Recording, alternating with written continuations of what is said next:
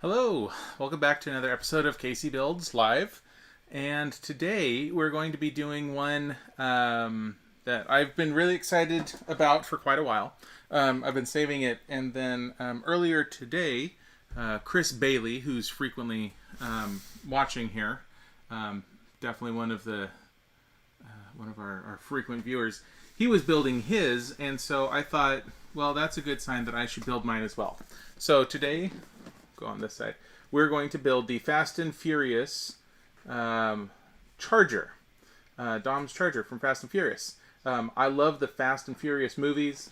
So when this one came out, I was really excited. It's the first Fast and Furious branded Lego set.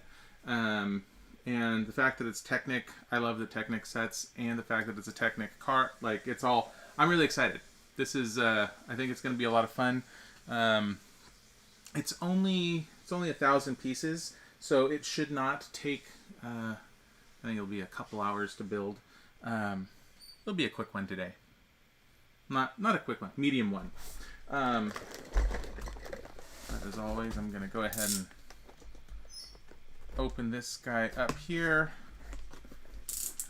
and I'm gonna take out the first bag. And then hand the rest of these off over to get sorted. Let's see here. Find bag number 1. There's bag 1,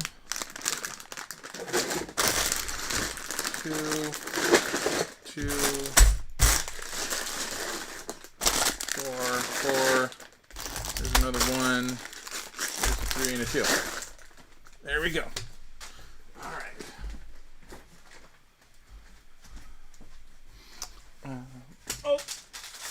And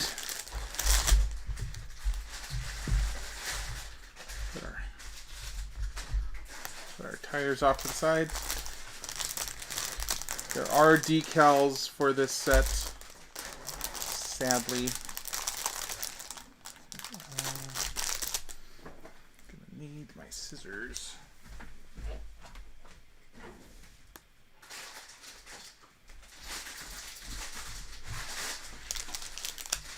So now when I build these, if there's stickers like this, I like building everything with the digital instructions. And one of the things that I like about that is usually it means that you can leave the actual printed instructions intact in the bag that they came in.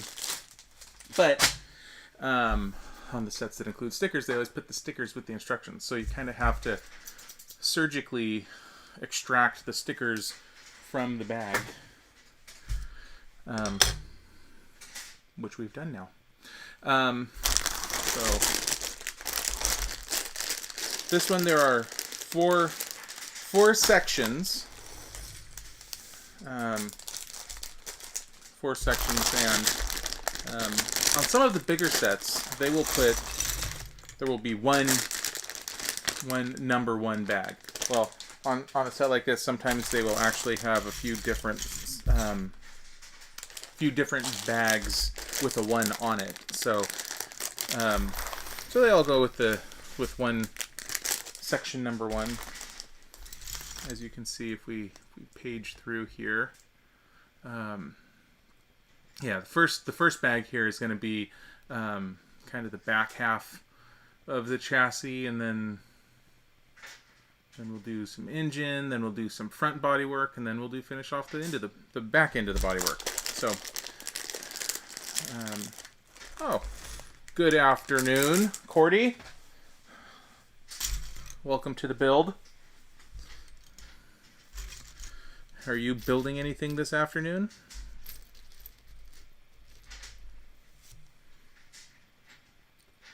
Or are you still in the middle of building anything?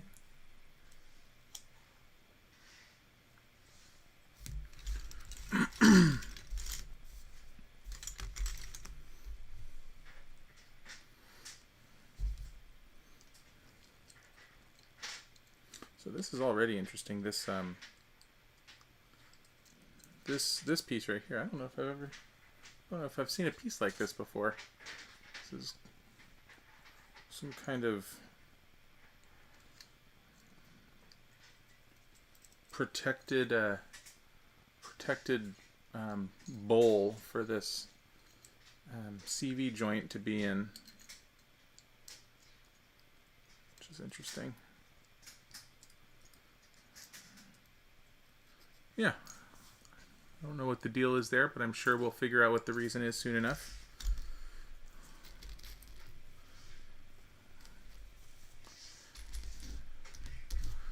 There we are.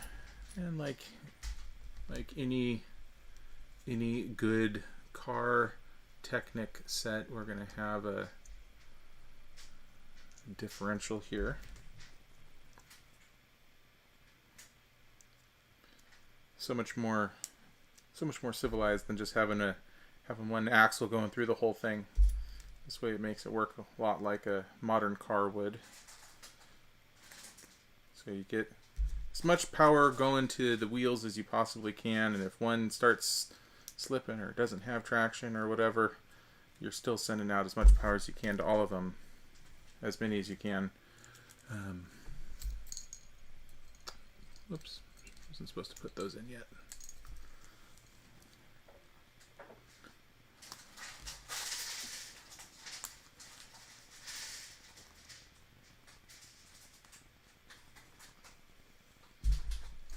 Uh-oh.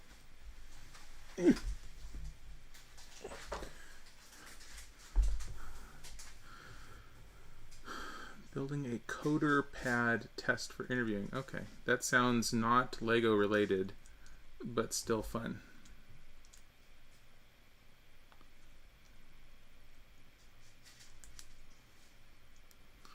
Perhaps you should incorporate Lego building into your interview battery.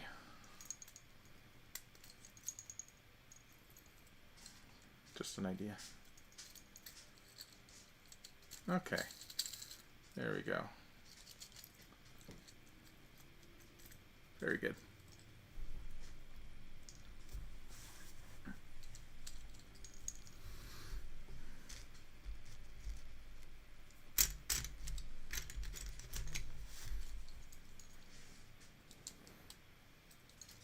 So I mentioned that, and I'll probably mention this again if I see that he's popped on, but Christopher Bailey, who's usually watching here, it was his birthday week and a half ago. Anyway, and he's never built a Technic set before, so he was actually one of my major influences when I did the very first one of these. Part of it was because I wanted to show him a Technic build, and so that's why I started with the Porsche, was so that he could see a really awesome Technic build, because he loves Lego, but he's never done a Technic set before.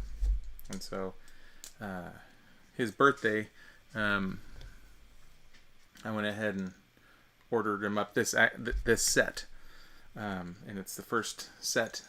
It's the first Technic set that he's putting together. And so he sent me a text earlier today saying that he was going to build his, and I thought, well, that's as good a reason as any for me to do mine today also on CaseyBuilds.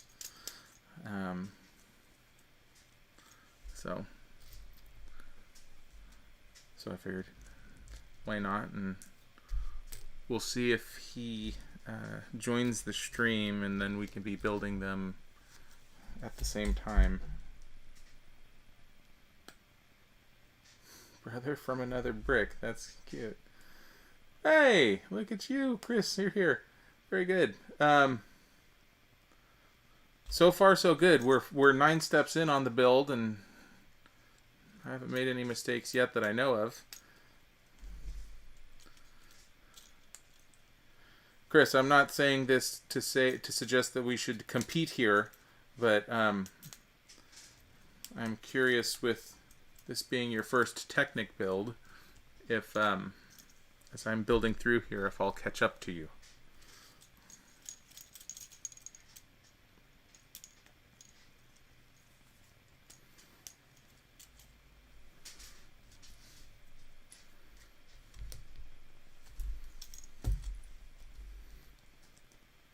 Actually, that could be a fun.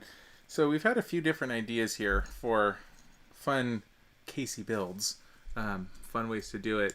And one of the ideas was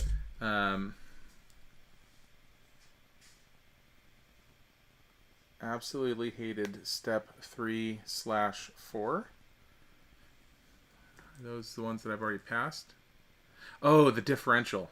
Yeah. Yep. That's something you kind of get used to with these things. Yeah. The depending on the complexity of the car that you're building, sometimes there's actually more of those as well, not just the one. Brick brother from another brick. Oh, thank you very much. Yeah, another friend of mine, Taco Cub, who comes and watches the stream periodically. He actually he's been streaming stuff on Twitch for a while, and when I had told him that I was wanting to do this, he gave me a lot of recommendations on how to get this set up, because I have not watched too many streams myself. Streaming is a sort of an unknown thing for me, and yeah, so he gave me a lot of recommendations. But yeah, I wanted to have the view and the instructions in the corner and everything, so I feel like it works pretty well. I guess point being is it's good to have friends who have learned the hard way ahead of you that are able to give you lots of recommendations.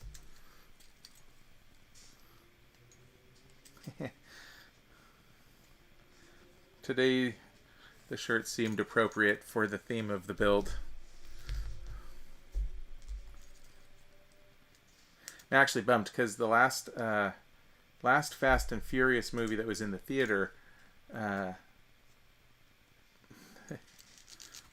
you think so, Chris. Yeah, the last Fast and Furious movie in the theater, when I went and watched it, well, for the first time, they had shirts, and some of them were hokey, but, well, they were all hokey. But there were a couple of them that I really, really liked a lot, and I was so excited after the movie was over that when I went out into the lobby, I completely forgot to get one. And then when I went back to watch it again, when I had tickets for the second viewing, they were already sold out by that time. So I was bummed that I missed out on the Fast and Furious shirts at the theater when they were available. So I'm hoping if we ever get to go to movie theaters again, and next year supposedly when the new Fast and Furious movie will be out, if theaters still exist, I am hoping they'll do a similar thing where they're selling shirts. But in the meantime, I will make use of my homemade shirt when I need racing themed things.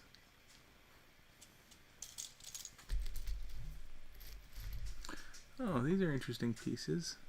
Step 17 has these tiny little knobby doodads. That is the best name that I'm going to be able to give to this, because I don't think I've ever seen this piece before.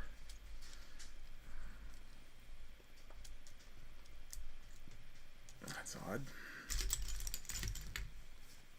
Okay.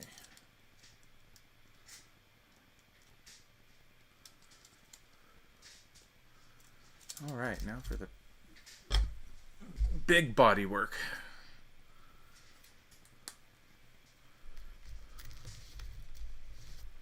I actually don't know if I've ever seen one of these before either. This is a big piece. Most of the Technic pieces, this is a little on the large side for them. Usually they'll cap out about half this size. Generally speaking, the bigger the piece, the less,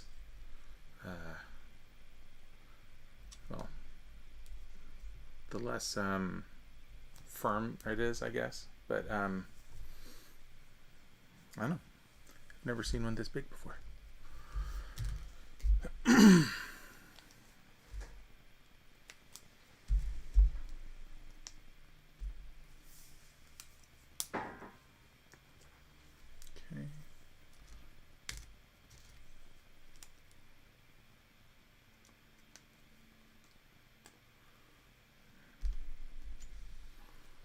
All right.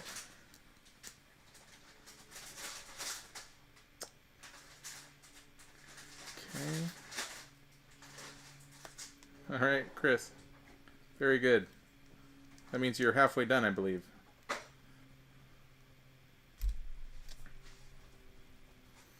So as I mentioned in one of my previous Technic builds, if you look at step 22, something that you might not be used to if you do other non-Technic normal Lego sets is a lot of time you put down a piece, and once you place the piece, that's where it's going to be. Well, with Technic sets, there's these rods that go through things. So a lot of the time on a step, they'll say put it in here, and you won't put it all the way through because on a following step, such as this right here, that's gonna go into this middle area here, and now it'll have us push these through. So you kind of have to be watching for it, just to not to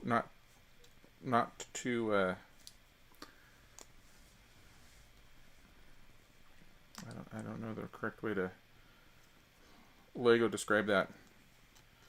Basically, you have to make sure you do what the instructions tell you to do, and you have to be watching them closely enough and to know the sorts of tricks that sometimes pop up with these Technic sets. And after you build a few, then it becomes real easy to know what they're going to be doing and to be able to notice them.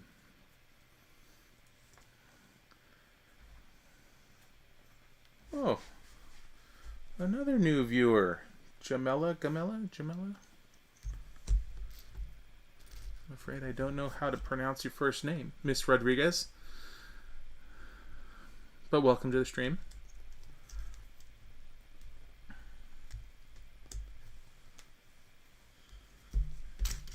If this is your first time here, I try to do builds on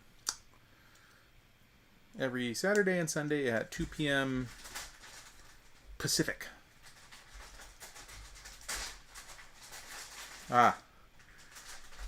Thank you for the reminder, Mike 16. Yeah, I'm looking forward to the day where I have enough subscribers that YouTube will let me have a static URL, and I don't have to have something that people have to hunt down every weekend. So I see it as a mutual beneficial thing. If you like the builds, go ahead and click that little subscribe button, and that'll help you know when it's happening, and it'll help me make it easier for you to find it when it does. So thank you for the reminder.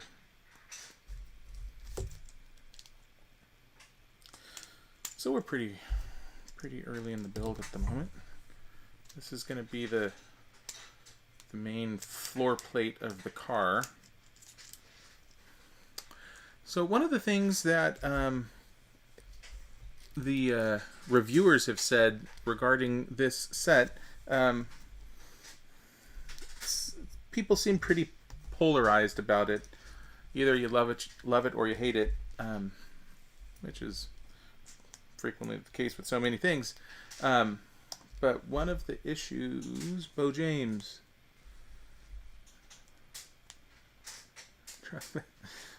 yeah, I've debated about having a soundtrack going in the background of my builds before. It seems like that might make it I don't know. I would need to experiment with this a bit more to get the right balance of audio levels and everything. But I fully encourage viewers to go ahead and set the mood with their own audio.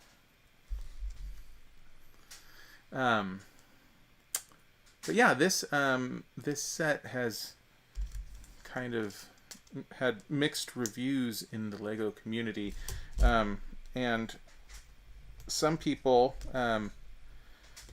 seems like largely people that are Fast and Furious fans, are like, this set's great. I love that it's, a door open into the franchise, and it's it is what it is. It's a charger, and it's iconic from the movies. So, let's see here. What's this? This is interesting. Yeah. So this. Let's see if I can hold that up for you. I assume this ball is going to need to snap in here. Wow. So that really has a lot of travel to it. That's cool. And it's able to transfer the power right on through there because of that CV joint or whatever you call that thing. So I've never seen a piece like that. That's really interesting. But some people have gotten this set, and the negative reviewers have their main complaint about it is that if you look at the car, and when I finish, I'll hold it up and you'll be able to see it. They've complained how the finished build is just basically a big black rectangle. But this is a charger. This is a classic charger. I don't know what you would expect. I mean, the car was a big black rectangle. So, I don't know what they were hoping to see, but generally speaking, I'm a big fan of Fast and Furious, and I'm a big fan of Technic, and I'm a big fan of car builds, and so far I'm fine with it. We'll see how I feel when we finish this thing to see what it looks like in the big blocky rectangle sense, but I doubt I'm going to be terribly upset.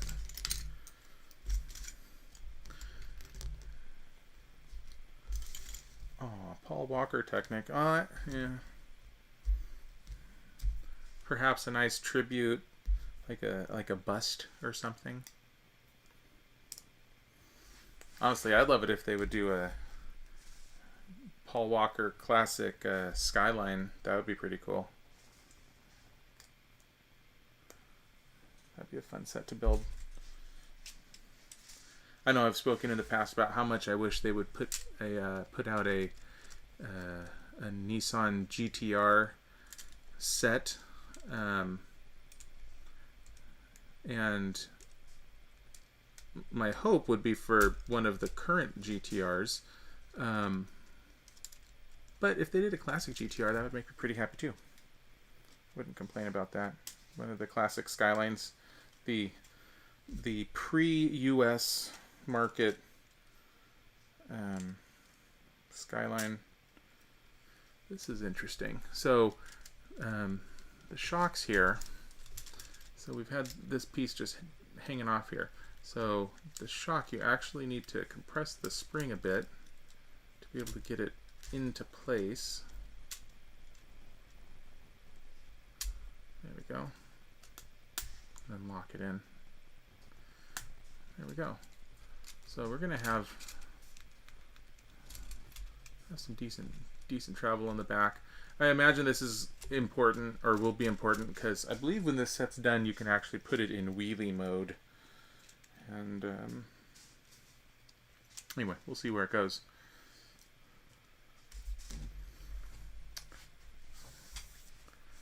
Chris Bailey, I am glad that you think so. I'm curious to see once I get there.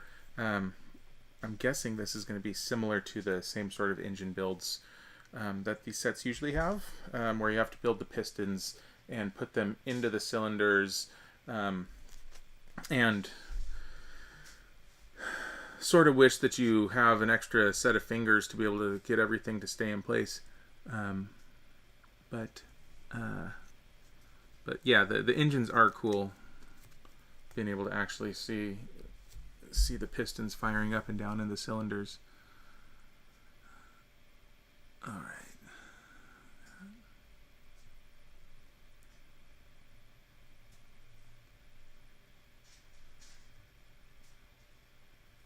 Chris, have you been applying your stickers?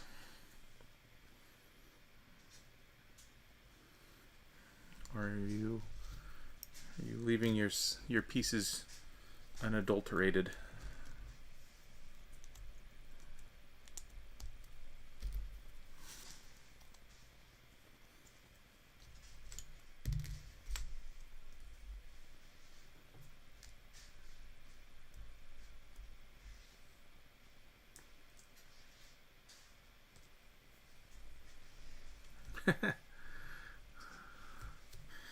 Katie, I think you might be right.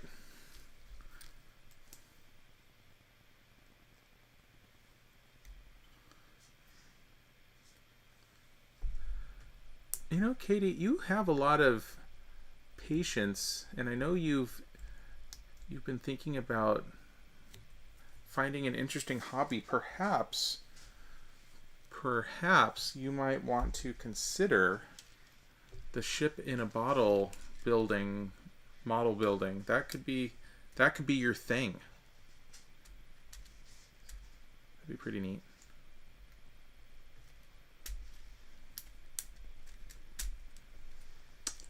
I think I might have had this upside down.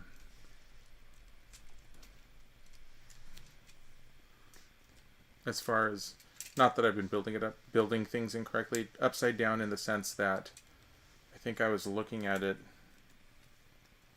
from the wrong perspective. Anyway, I'll just keep going here. So far we've got kind of the foundation here, and the back has quite a bit of travel back here.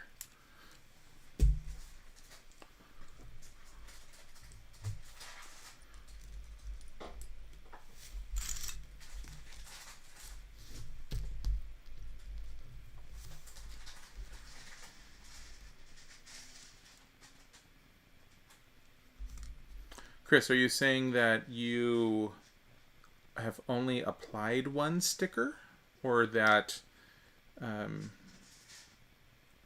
you've only declined to place one sticker and you've put in all of the rest?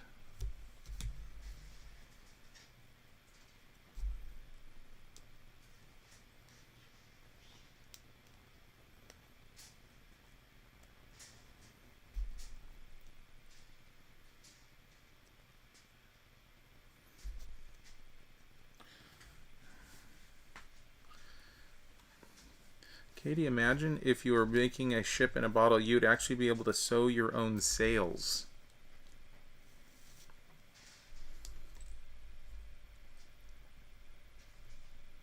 Also, I'm curious. I know only one sticker applied. Yeah, before I even started this thing, I knew that there was one sticker that was just a copyright sticker, and it just occurred to me that that's the first sticker that popped up, and I put that on there, and I don't know why. I was going to leave that one off. It seems silly putting a copyright on something like this, but what was I saying? Oh, I was going to ask Katie, I know you were starting to do spear making. I can only assume that with sheltering in place that is no longer a thing. So I am missing that 5 long brown rod that is in that bag. There we go.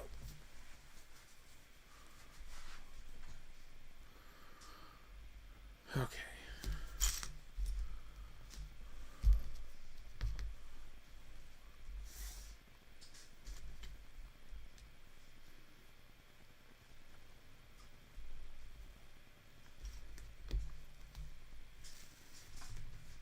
Sorry, the whole thought process there for me was, if you could do ironworking, and sewing, and like you could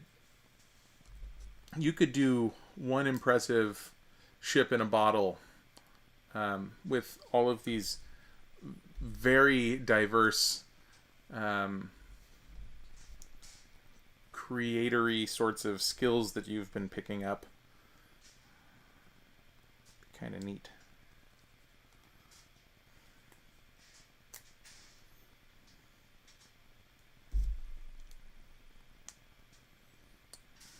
All right.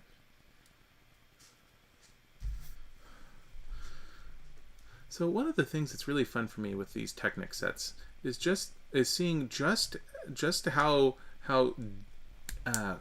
complicated and dense a collection of these pieces that you can get and still have things moving. Like, I mean, this isn't too terribly complicated, but you have all of these various pieces set up the way they are, and you've got this guy on the bottom that when you spin it, power's coming out through here. I don't know. I love seeing the gearing of everything.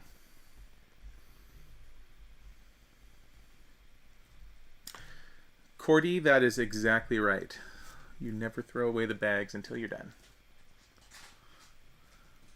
Oh, glass blowing. Yes. Yeah.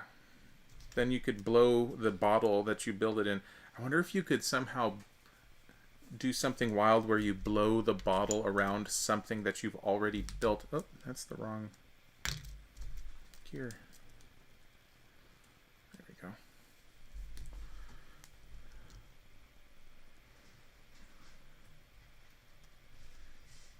They have a specific glass blowing class for chemists. Like, so you can blow your own flasks and tubes and things. I would not have guessed that that was a thing. I can only assume that's what the purpose of the class would be.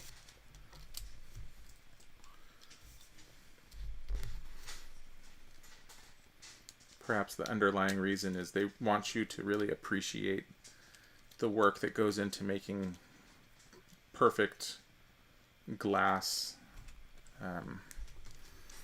materials, I suppose.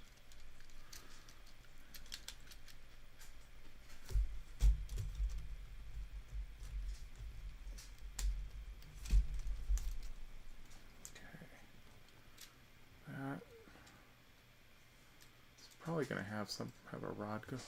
Guessing this little guy down here, it doesn't really show it too well, but that looks like it's supposed to fit in between there, and I bet there's going to be a rod that goes through it to hold this into place.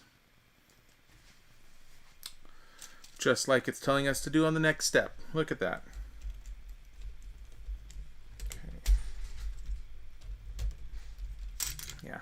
One of the interesting things with Technic sets too is even more so than I don't know of a better way to refer to them. I say normal sets, but really I mean anything that's not a Technic set. But for lack of a better term at the moment, I'm just going to call them normal sets. When you're building a normal set, usually things can be they can give you instructions to build things in very modular sorts of ways, where you'll build like, here's a room and then here's another room, and you put them together, and like each stage, like stage 1, like we're on right now, will be to build this room. One of the things that's interesting about Technic sets is they will do these whole sub areas where you're building a modular chunk of something, but unlike the normal sets, you'll have no idea what you're building. It's just going to be something where you see an axle sticking out here and there, and you don't know what's going to be transferring power through to where, or what's actually going to be connected with gears, or if they're going to be from two totally different systems.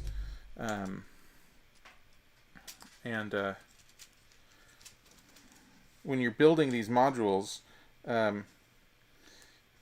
unlike the normal sets, you don't really know what they're going to end up being part of. So it's kind of exciting. Still building pieces of things that you're not sure what you're building, and you just kind of have to wait until you go further to see what it ends up being. Oops, let's put that one upside down.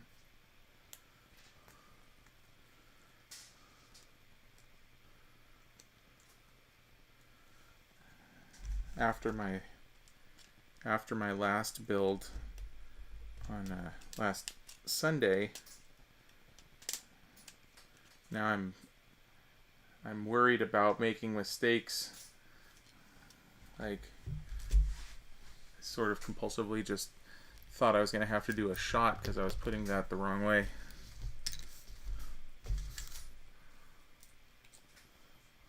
I don't know if that needs to be a permanent feature on CaseyBuilds.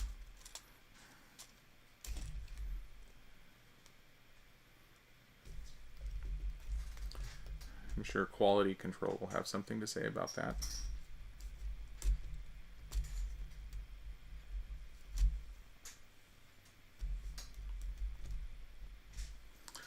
That said, I'm just about out of rum, which makes me very sad, so I'm going to have to break shelter in place to make a rum run pretty soon.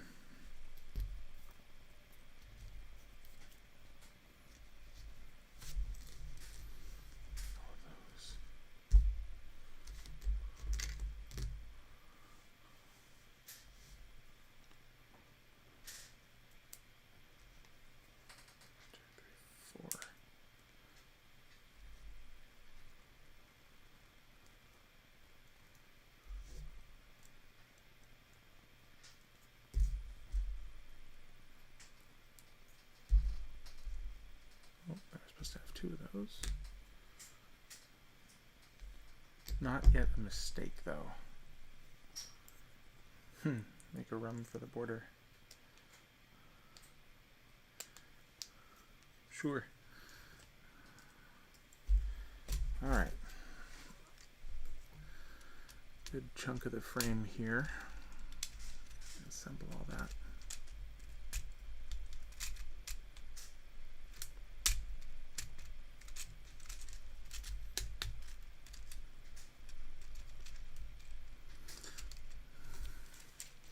Also something useful to know if you haven't built a lot of Technic sets. One little trick is when you're trying to get one of the holes on a piece, like, well, really any piece, when you're trying to get it to fit over one of these connectors that's on another one, it can actually help to if you twist it while you're trying to place it, it can actually sort of help it fall into place better sometimes. And I actually don't know the exact reason why that is, but it could be because these usually have a cut like that, and it's easier to put something that the way they squeeze together, some angles are easier than other angles, I guess. But yeah, if you're trying to line them up and you know they're lined up, but it's not going together the way that it's supposed to, just give it a little twist, and that can help sometimes. All right. So far, all the stuff that we've been building has been for the proper frame of the car, but this little area right now looks like it's going to be responsible for the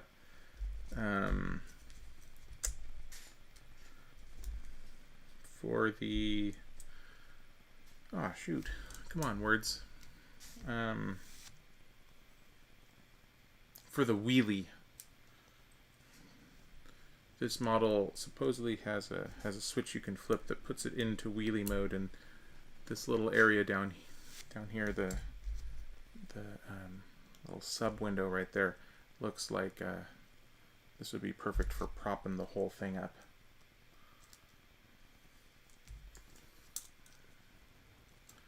Okay, 1, 2, 3, 4. 1, 2, 3, 4.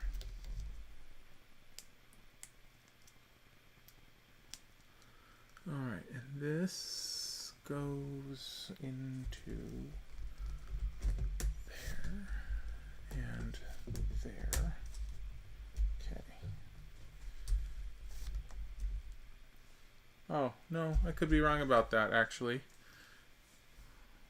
Man, I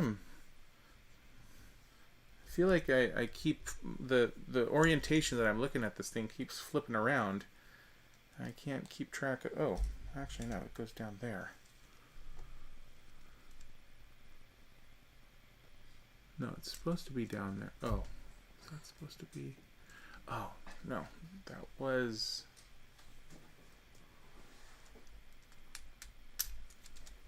Those were supposed to be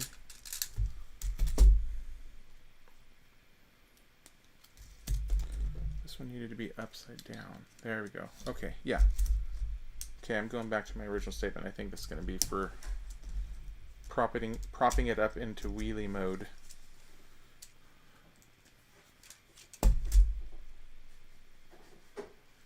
But TBD.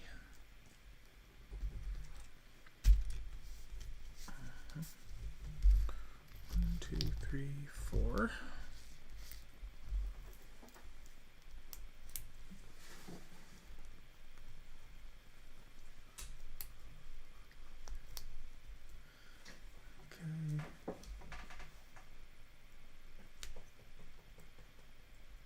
Wheelie mode. Yeah. That's exactly what that's going to be for. I bet there's either going to be something that you rotate that'll pop that down, or there might be some kind of a spring release mechanism or something. But we'll see soon enough. Actually, the part I'm making right now might actually end up being the release mechanism. We'll see. We're close. Almost getting close to being done with the first stage here too. So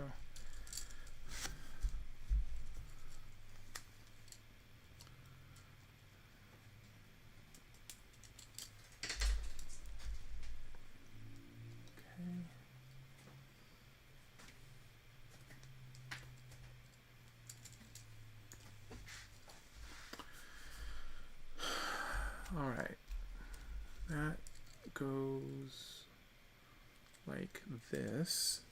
And what's it attached to?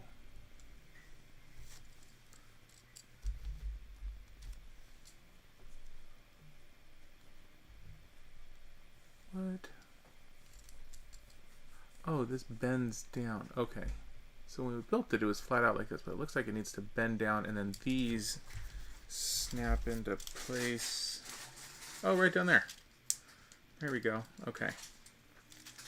And then presumably, I'm going to call the shot here on the next step. Oh no, that's separate. Nope. No, it's not. But we're going to have to push these pieces right on down. Let's see if that's what they tell us to do. Look at that. It's like I've done one of these before. But I'm going to avoid pushing them all the way through because I have a feeling we're going to have to put stuff on top here. Okay. Do.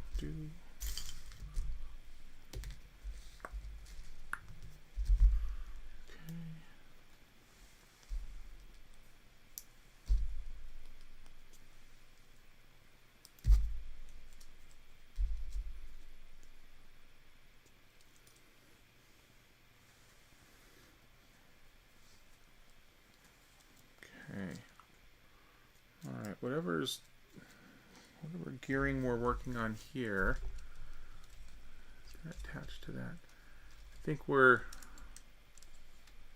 just it's probably going to go to the steering column.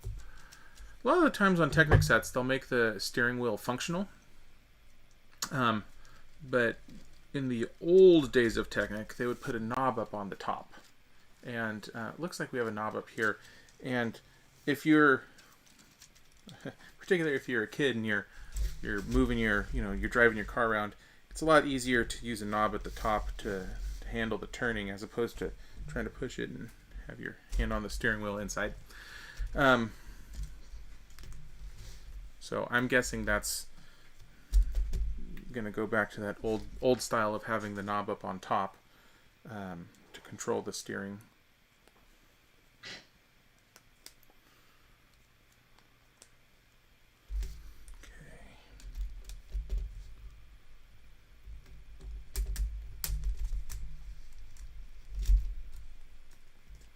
In fact, at this point, I'm going to say I'll be pretty surprised if that is not meant to be the steering.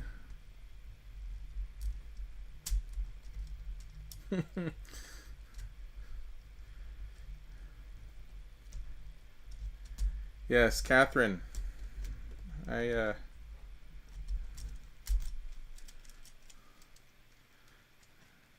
suppose in my younger days, I built something and then I rolled it around and played with it. Now it's the playing with it part is less exciting for me now than the building part. So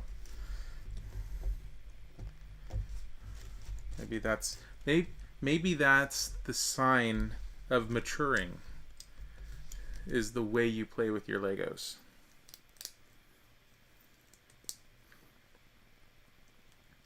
Incidentally, that was one of the things that I was talking about on a... Oh, see, I did it. You're not supposed to push that one all the way through, and I wasn't paying attention. There. Okay.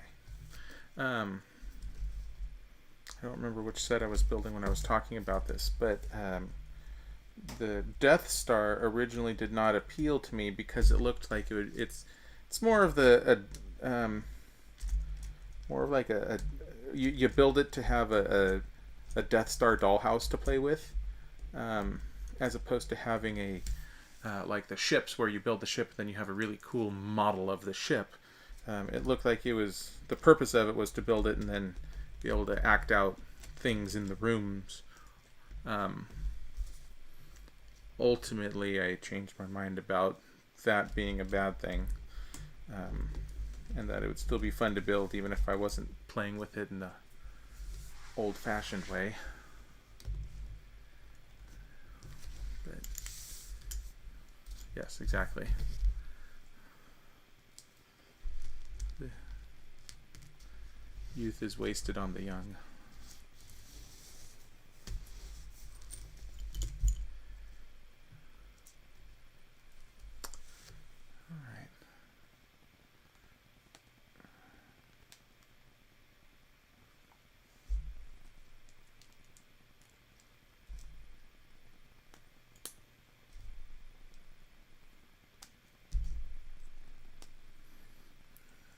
Build 2 of those.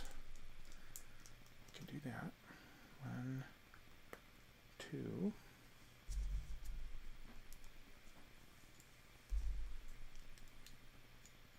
Oops.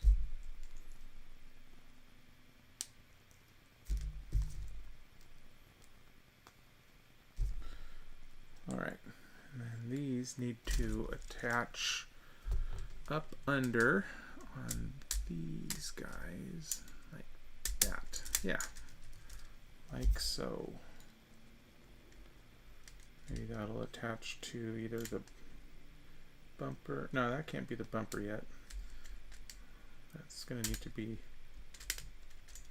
we're gonna have to have wheels across here probably.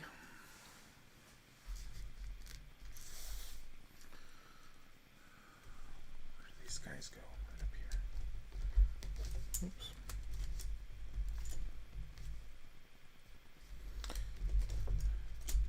They are doing a few.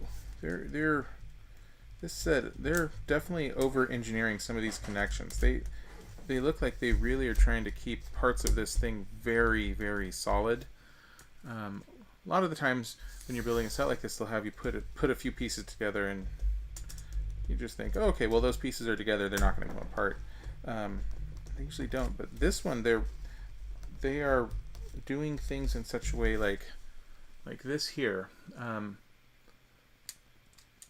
You can see this guy here, it's not just attached to the frame, but they're using all of these other pieces around it to hold it into place.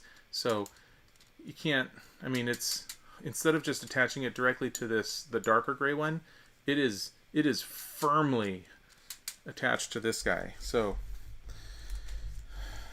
I don't know if that's perhaps in the spirit of the original here, where it's just a torque monster of an engine, where like in the movie, one of the things they talked about was, I think the first time his dad ever took it out, or the only time he took it out or whatever, there was so much torque that it twisted the chassis of the car.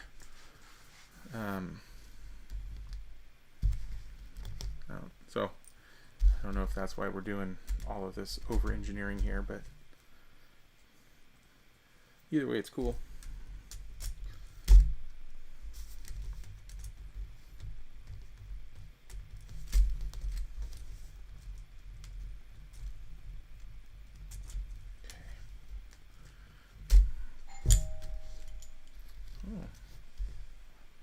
Someone's at the door. Must be a delivery or something.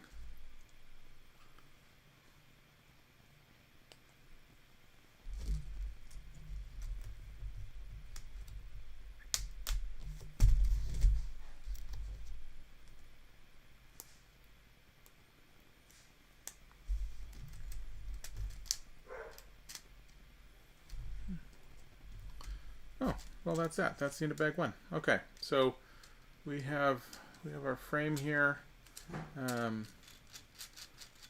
Steering, we've got power coming through. So the engine will be up here. Power will come through. We'll get rear wheel action back there. And time for set for bag number 2.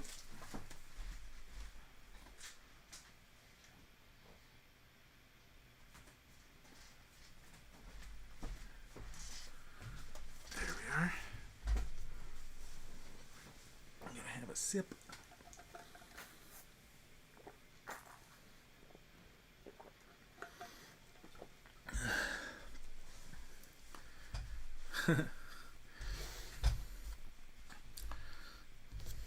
You know, I always used to think DiGiorno pizza was delicious.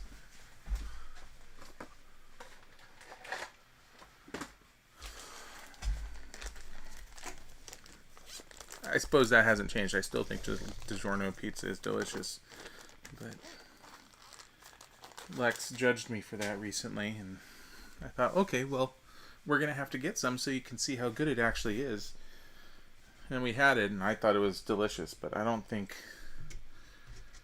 she was super impressed. Oh well.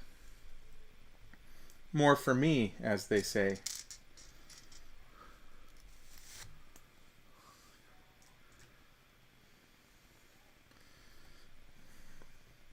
My apologies to Kaiser, Mr. Cordy.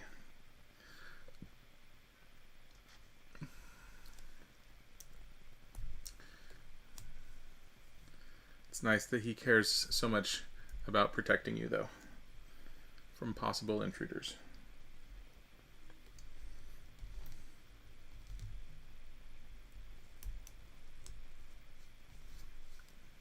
My mouth is broken.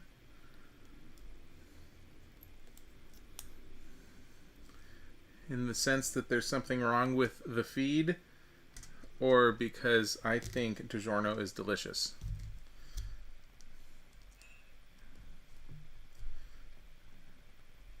Because the DiGiorno is delicious, and therefore I would naturally assume that meant something was wrong with the feed, but I don't know. I have faith in my internet, so I'm at a loss right now.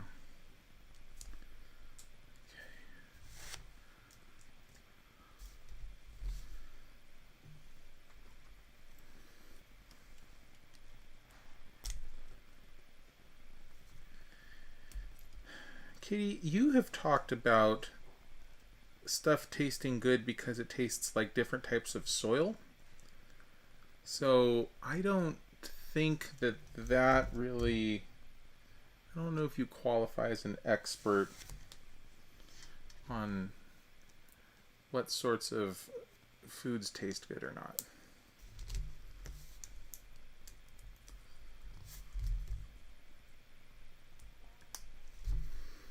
Perhaps we'll just agree to disagree on this one.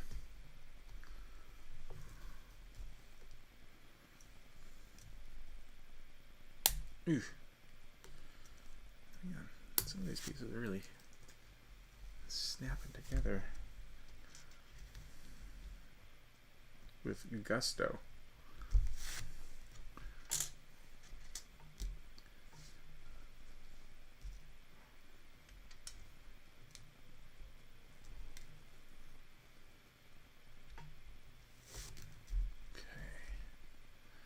All right, now if we look at the sub steps here, I want to make sure you don't push the yellow rod through until that black piece is in place. Very good.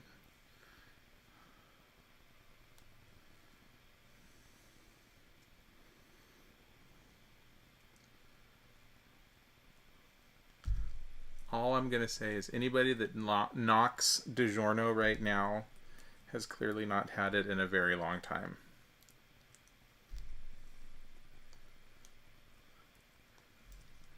I'm going to liken it to Domino's Pizza, which I would have died on that mountain telling you how disgusting Domino's Pizza was up until about, I don't know, 10 years ago, where I tried it again after not having had it since college, and they really tweaked their recipe, and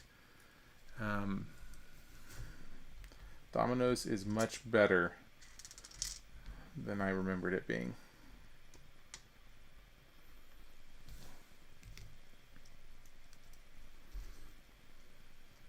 Oops, how's that go? That goes like that. Yeah, we're doing some more really intricate stuff here, which is the stuff that I think is a lot of fun.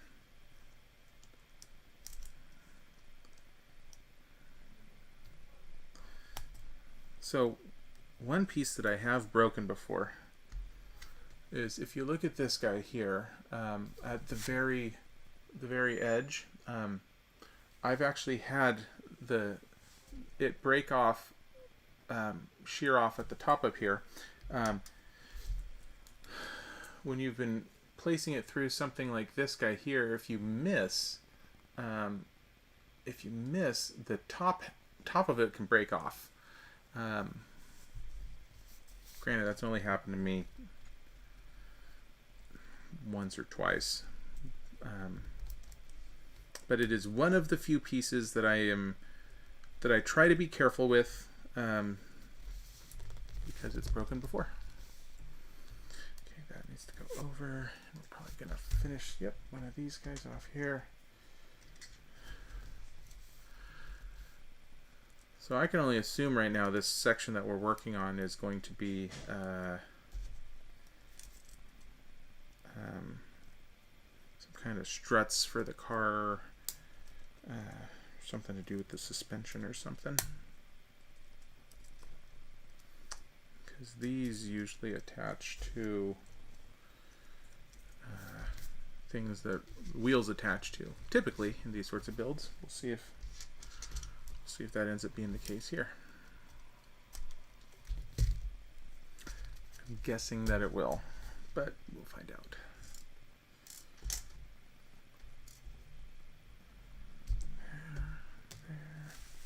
And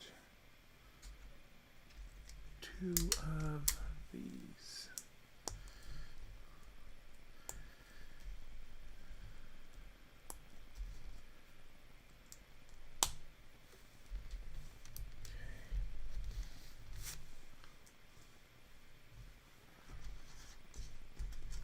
Oh, well, we're going to have this, and these are usually part of the steering for these things. So, yeah, steering wheels. Yeah, I think we're building the front steering section.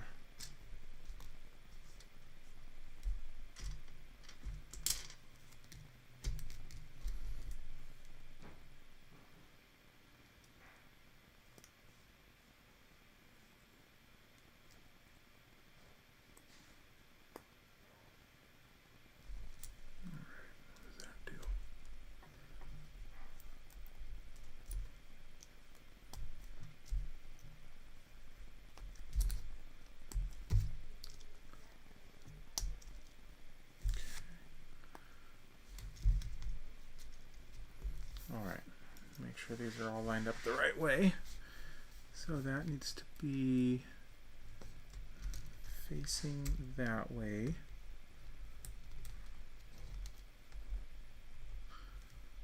Huh. Those are... There we go.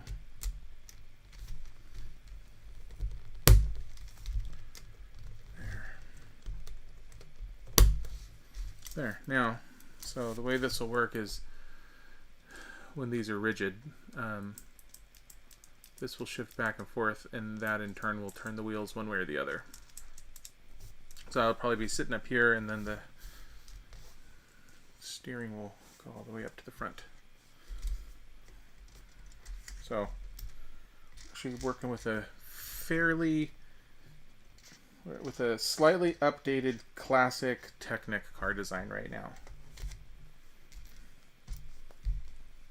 So, all the more reason for this to be a great first Technic set if you haven't done one before. So you get the benefits of everything they've learned over the years, but still doing it all in a pretty old school style. So that's nice. Best of both worlds.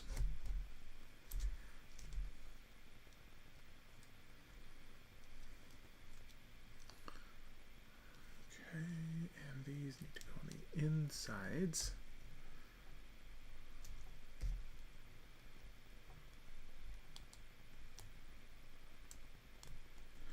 Chris, remind me, where did you go to grad school? I can't remember.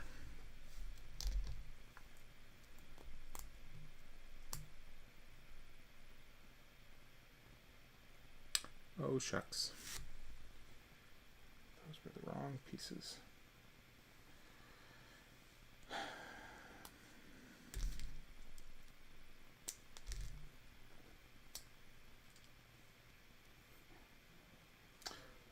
So this is one of the mistakes I make most frequently. You can see these pieces here. These pieces here are very similar to these pieces. The difference being, if you look at the top, they're the same. The bottom is rotated 90 degrees on one of these. So the axle goes through either with the parallel to the holes on the top or perpendicular to. And I grabbed the wrong ones.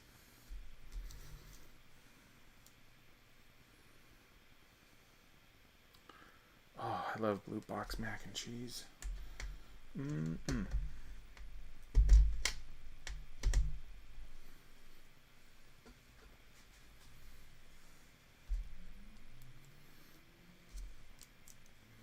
Chris, I think the thing that confuses me when I try to remember where you went to grad school is I know that your husband went there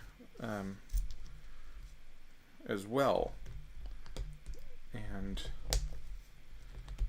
with all of the things in our histories the way they are, it's easier for me to associate him with Santa Cruz.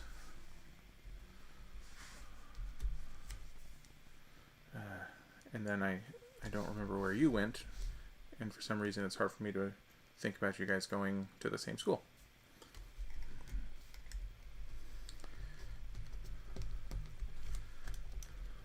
Chris, I am hoping that seeing me make that mistake has validated you in some way.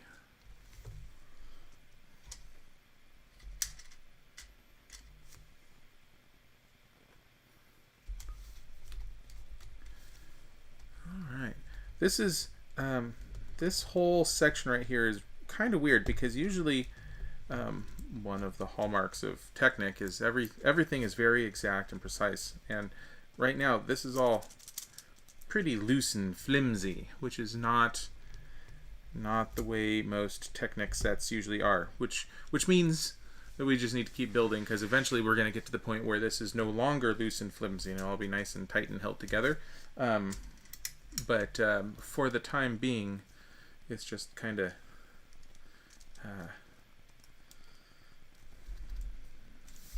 not as structurally sound as you'd like it to be. I think I remember that being a problem going through building the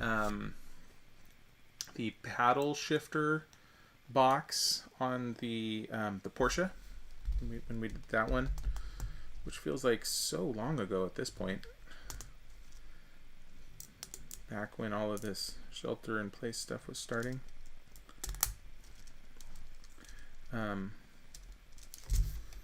Yeah, I think I was complaining about that at the time as well, because that's definitely a part that until you get toward the end of it, it's pretty flimsy feeling.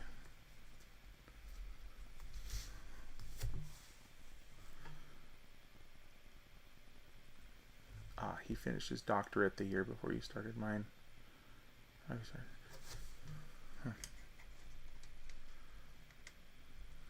Chris, that's so weird though, given your advanced age.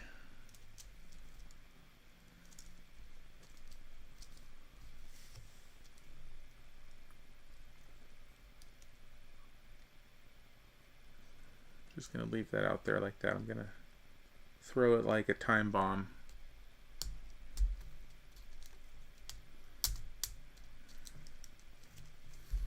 Okay, so that flipped up. Okay, that's interesting. So this set has not been flimsy. This set has not done a great job of telegraphing when to pivot things. So what we did here, you can see on this side how this is angled up like this. To put this together, we actually needed to fold it down on this side, similar to how this is. This set hasn't been very good at telegraphing that you need to do those sorts of things. Normally it is. So kind of weird or interesting that they didn't think that was necessary in this set for whatever reason.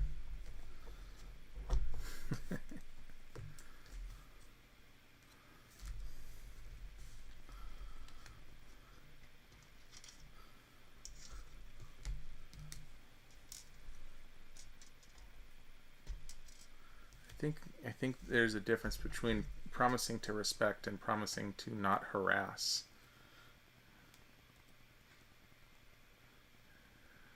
I don't believe those are mutually exclusive things. Okay.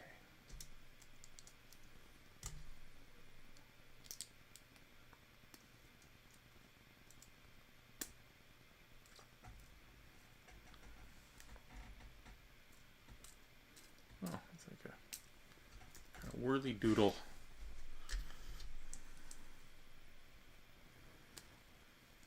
Yet one more piece that I'm not quite sure what we're doing here.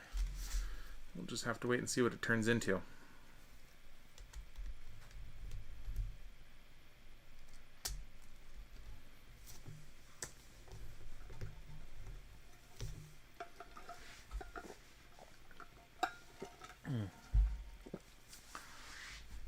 It is indeed. Just a quick math. What year? Two more years.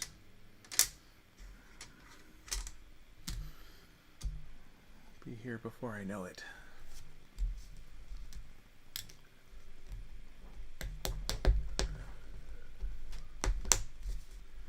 Chris, how is your leg of the build coming along at this point? Are you still in stage 3 or have you moved on to stage 4 yet?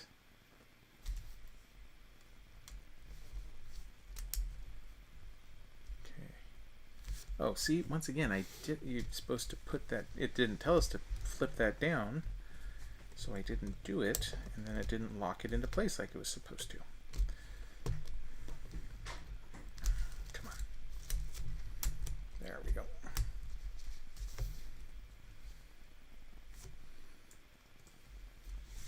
All right. Well, so this step doesn't involve actually putting anything together, just turning it around. All right, we can see right here there's going to be some travel on this suspension, or some travel for the suspension. I'm guessing there'll be some more shocks. Ah, there are some more shocks that will give this some firmness.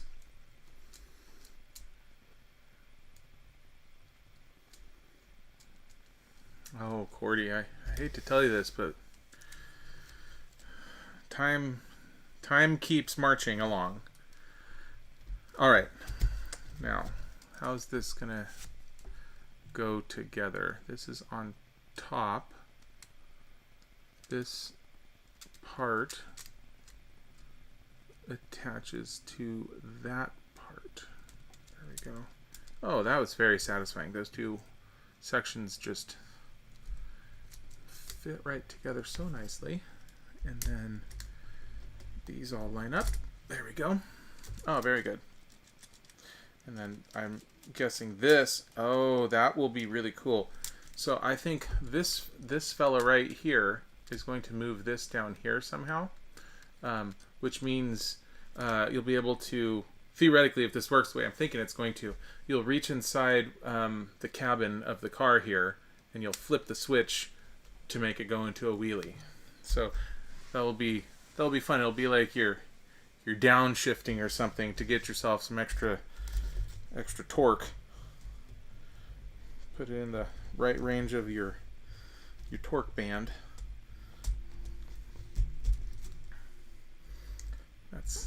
That's a cute way to accomplish that. That's fun. I like that. That's, well, theoretically, I hope that that's the way they've designed it. We'll see. Oop, flip it around, and that goes through there.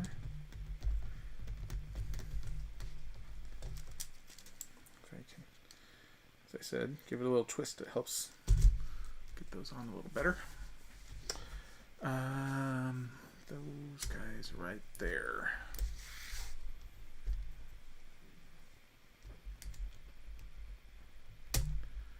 Okay, and this one says go all the way through, so we're gonna push that on through. This one says to connect that and push it through.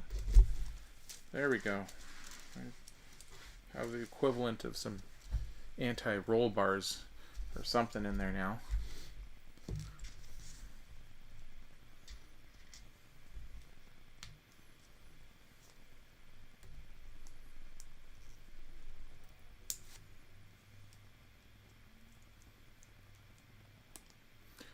And given the position of this, I think this is just about where our driver's seat will be.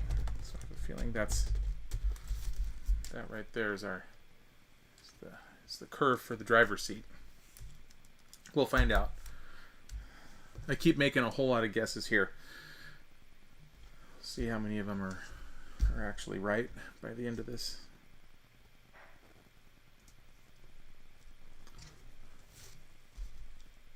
Like I've said, it helps that this is it feels, despite the fact that it feels both very new, but we're doing a lot of classic standard build techniques. So given that, given that, it seems like there's a lot of this stuff that's sort of easy for somebody who's built a lot of Technic sets to recognize. So while there's just an inordinate number of ways that you can put Legos together in instructions, there are frequent patterns that they follow. All right, engine time. Speaking of patterns, this is one that is pretty much exactly the same in most of these sets. The only differences are usually in the number of cylinders and the orientation of the cylinders. And in that I mean whether they are at a 90-degree angle in a V. In the Porsche, it's a boxer engine, so they are opposed 180 degrees from one another. I mean, this set being what it is, I think we're building a big old V8. So, we'll see. We'll see very quickly.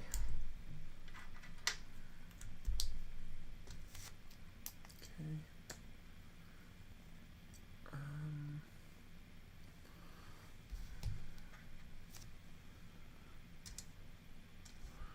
One of the things, while this is a very common step,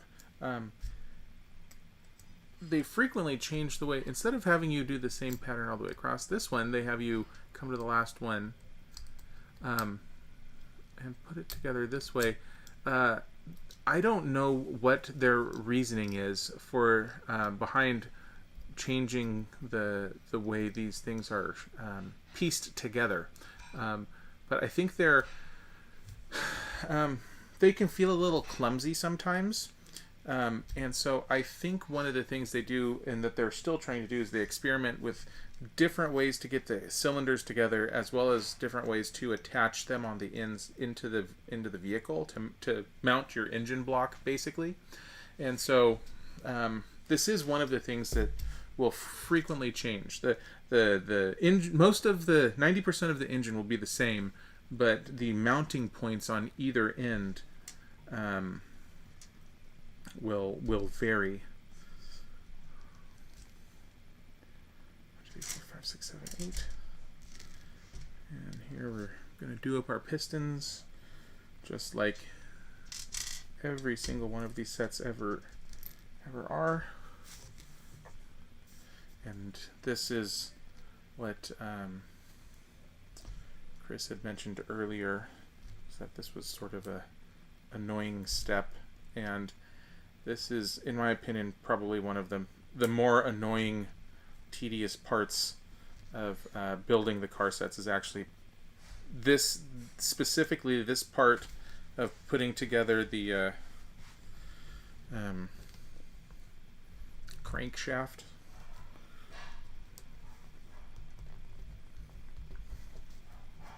Because this is basically the same in every single Lego set. It doesn't even need to be a Technic set, actually. A lot of the model car sets will use a similar approach. And while most of the set will be more or less normal Lego pieces, and it won't be a proper Technic build,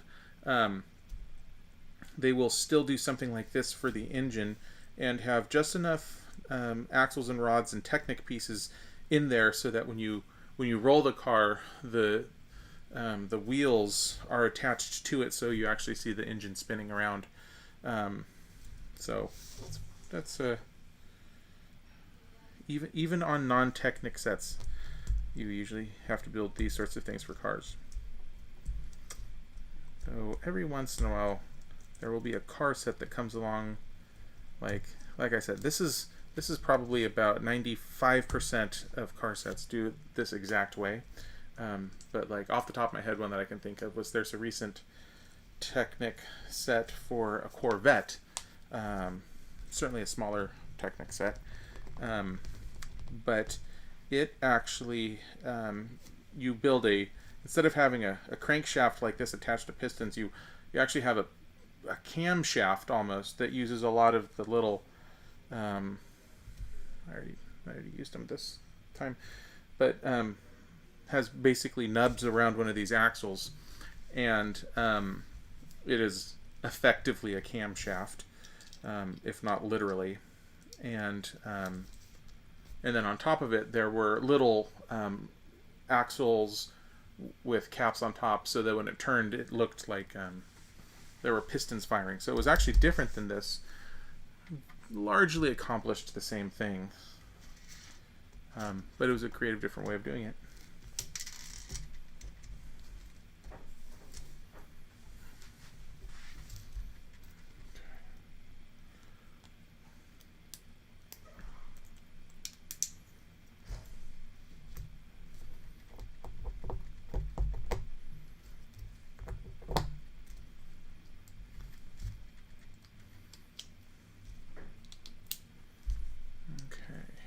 Oops, I need to go through that side. So one of the things they have you do here is, this is supposed to attach to this side over here, and even though this is a little half nub, it will fit together and be just enough to still hold that in place. But what that accomplishes is it gives you this area sticking out up here, and presumably in the next step or two we'll actually see why they have us do that here. I think it's going to be for the sake of alignment, and it's going to be easier to align these up with some of the holes in the Technic sets. Line these up while these snap into place, and these just sort of guide you. So I'm just making guesses here, and we'll see as the set progresses. But that's the sort of thing that they experiment with. With these engine sets. Okay.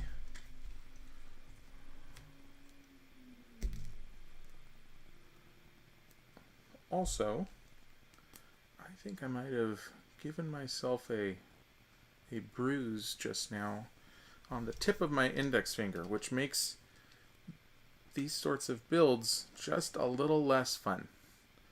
Because every single piece you push on, it pushes on the bruise, and it doesn't feel good. But these are the things we will just muscle through for the sake of entertainment. Alright, so these gray ones are going to attach into place, and these guiding rod will be on the outside. I'll hold this up as soon as I can. I can't really do it at the moment, but let's see here. Once I get this attached, I can show. Okay. So if you look on the front of this here, so these parts snapped into place, and then these little rods, which I was mentioning before, they tuck in right here, and so it actually holds it into place without actually snapping into place down here. So it gives you enough direction to keep it where it needs to be, but making it still a little bit easier to lock into place. Thank you, Katie.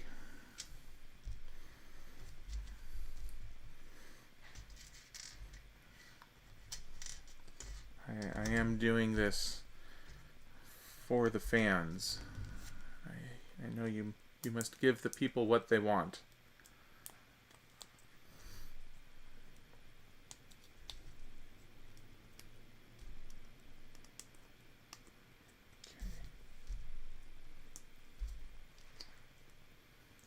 Alright, now this guy is kind of complicated. Needs to go into here.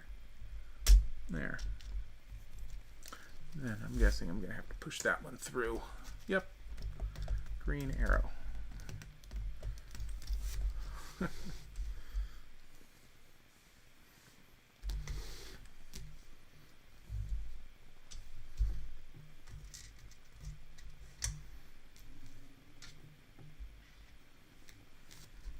Alright, now we just do the same thing that we did on the other side.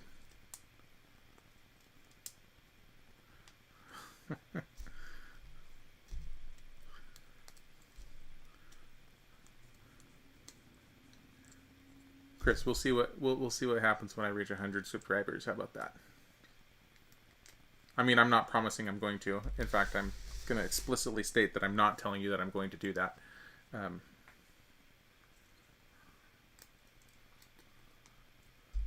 But let's see what happens. There we go.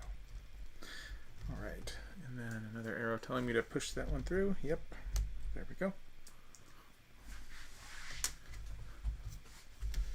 And that will hold it all together as well as keep the engine in place. That's good. So now we can see when the engine turns. So when the wheels are turning in the back, you can see the pistons pumping in the cylinders there. It's pretty cool.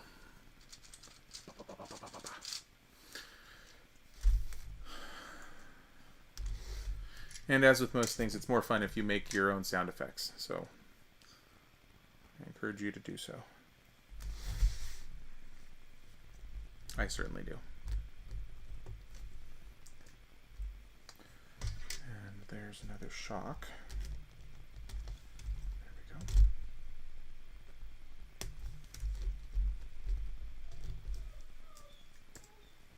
Okay.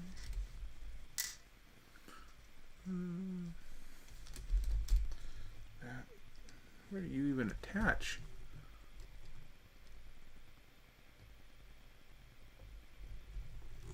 That goes, oh, whoops, it needs to be over on that side. I tried to put that in the wrong spot. There we go. Easily solvable problem. Okay, Now for the other side, shock on the other side.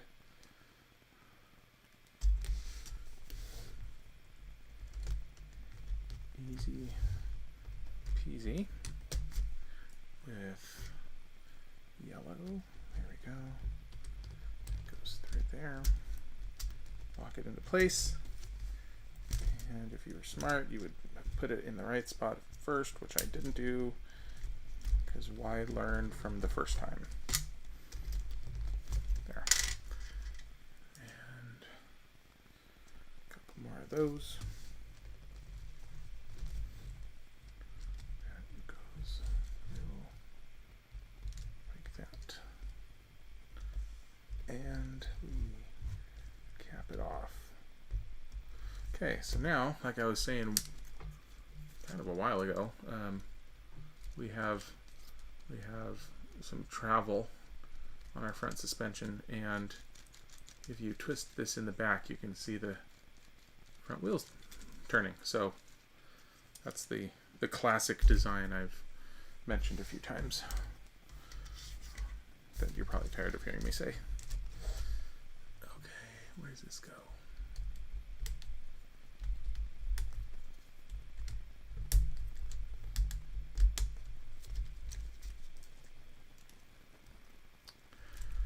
All right, not sure what we're doing on the front here. Oh, I bet.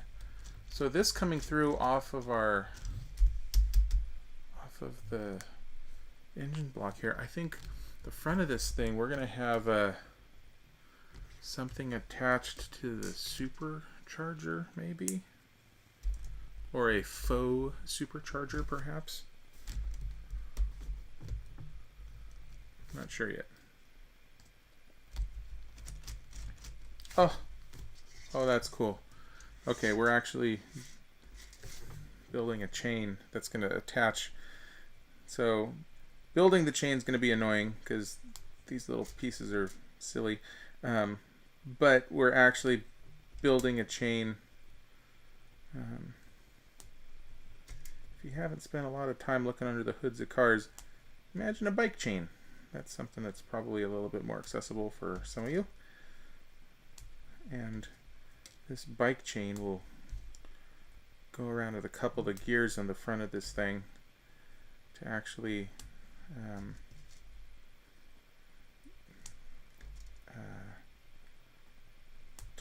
attach them together the way they would be in a car. 1, 2,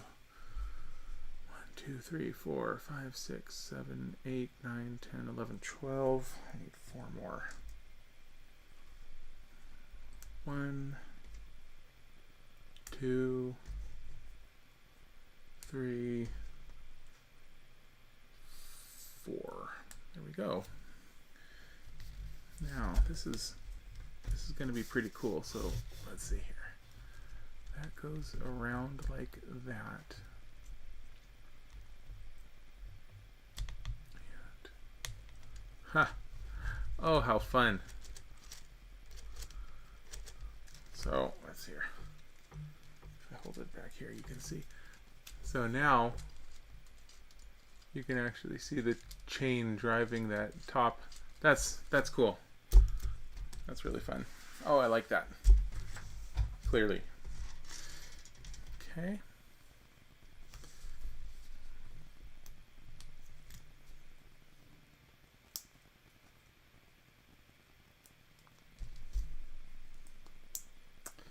Okay, now this is the bottom of the car, and how are we attaching all this?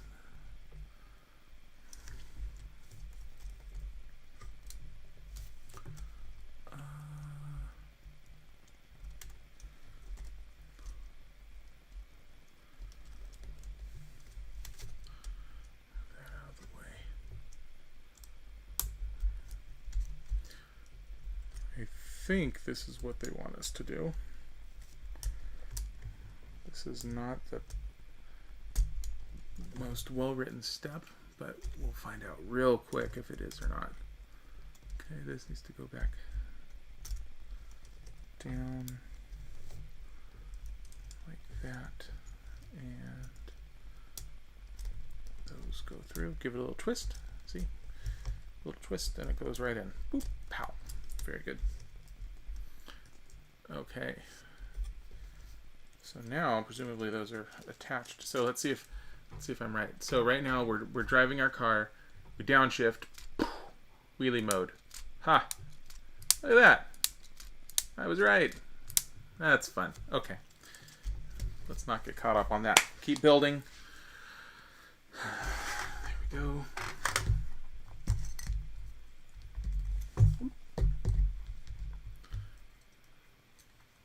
It's probably the last step of stage 2.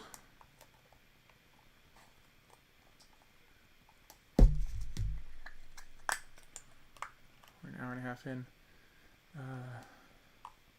Usually all the mechanics down here are the more intricate, involved parts of the build. So usually Technic sets are front-loaded. You'll do a lot more setup at the beginning, and then as you go through the set, things speed up. So even though the first 2 bags here have taken us an hour and a half, I think the bags 3 and 4 will be way quicker. Oops. Yeah. All right. And the rims go on this way. One thing to pay attention to. Usually the standard Technic wheel that's around this size has 2 different looks. You can, depending on which way it's going. And it looks like, based on this one, we want to have this way going out. So this is, I know I call these things out every once in a while when I'm doing a build, well, where there will be something that ultimately doesn't really matter. I'm going to say this is just shy of doesn't matter at all. Putting the wheels on the car are usually one of the final finishing touches that you do. And if I had not done this the right way, it would have not affected the car's ability to go whatsoever. Similar to how you could put 4 different tires on your car and it would be totally fine. It would just look a little redneck.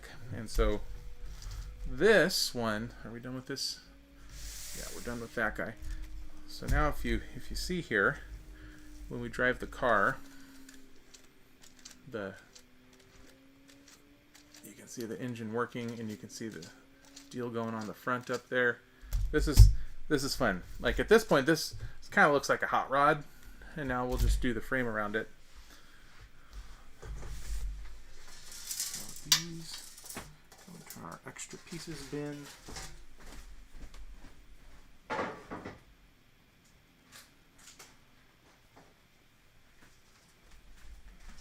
Here's bag 3.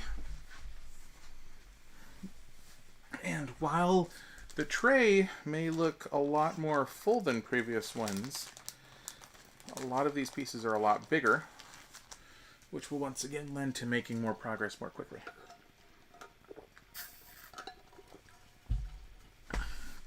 So, let's keep going.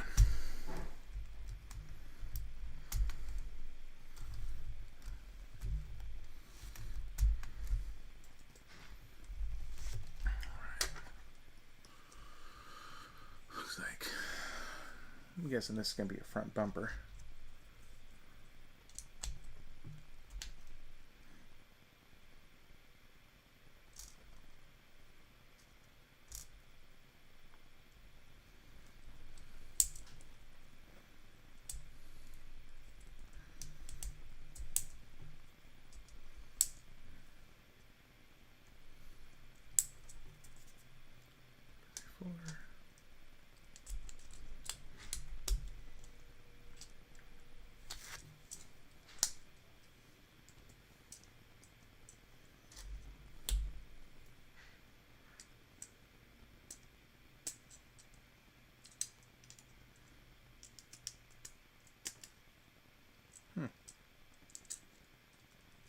Okay.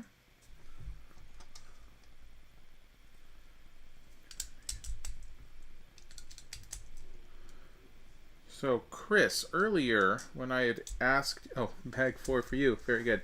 When I'd asked you earlier about putting stickers on, and you said you'd only put on one so far, I had taken that to mean that you had skipped some in, like, some kind of defiant protest. I had not realized that there had only been one sticker to place up until that point. Okay. Those. 3 of those, and 1 of these, and 1 of those. Okay.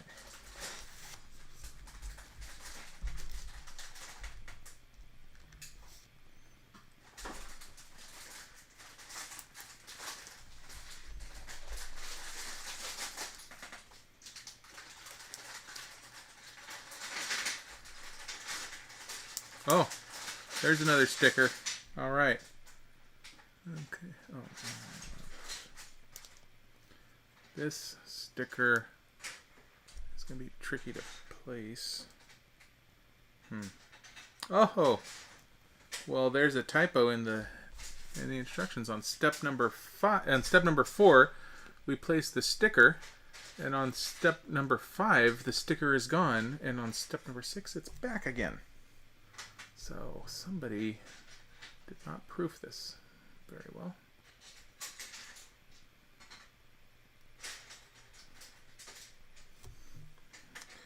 Man, and the smaller the stickers are, the harder they are to put on. This is when I need my tweezers. There we go. Close enough. Alright, and we're holding this. And this needs to go over here. Yep, that's all oriented correctly. Alright, and boom.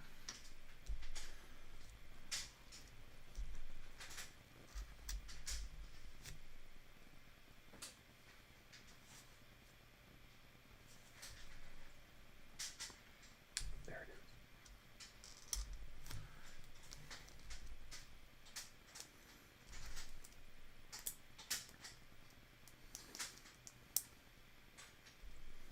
Sticker 7 was easy. Oh yeah, the big charger, the grill.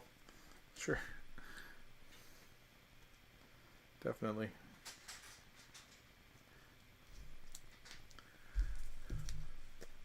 Yeah.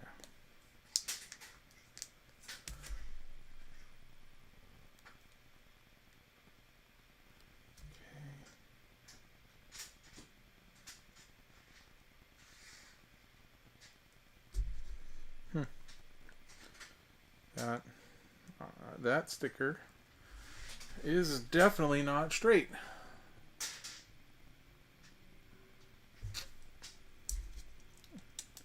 You can see my face right now about how concerned I am about that.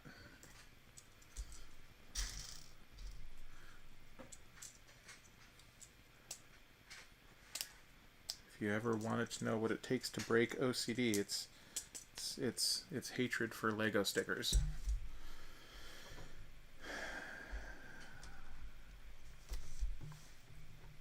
Perhaps some sort of immersion therapy would work, where you could really just fix someone for good with having them apply enough of these.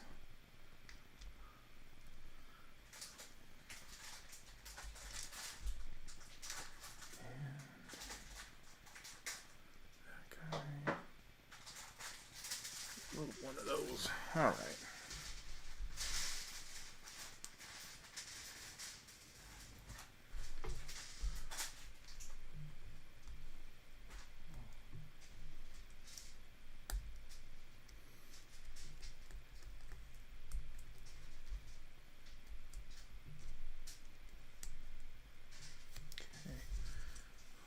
We're holding this in the right angle here. Okay, so this guy,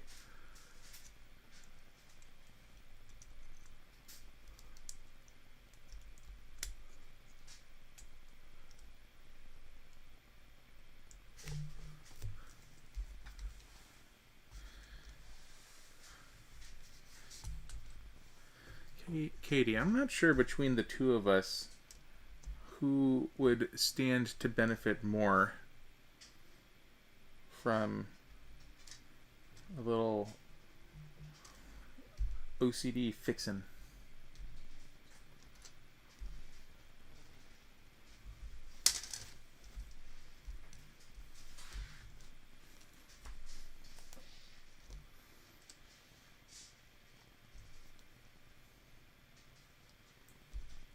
Besides, who ever thought that that was a bad thing to begin with? Certainly not me.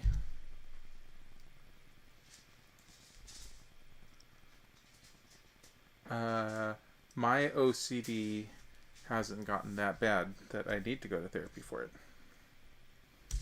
Is that how that works?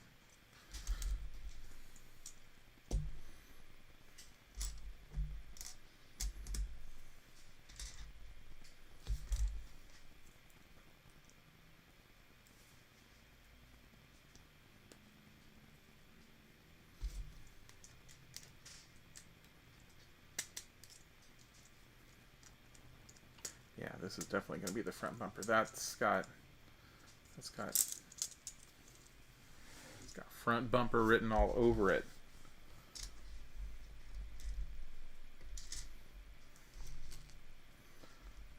And presumably these are going to be some headlights right here. Let's see. Yeah. Oh yeah, definitely. Absolutely some headlights.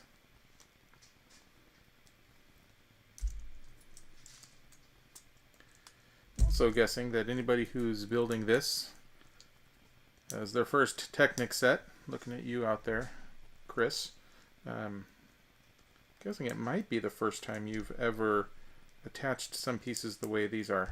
For example, taking something like this and actually putting something through the middle of it like that to be able to attach it to something like that.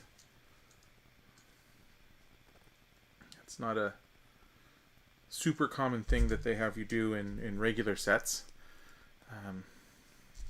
but it is not uncommon in Technic sets.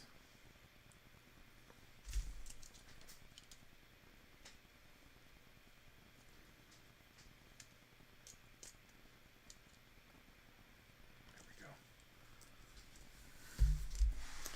There's good old sticker 7.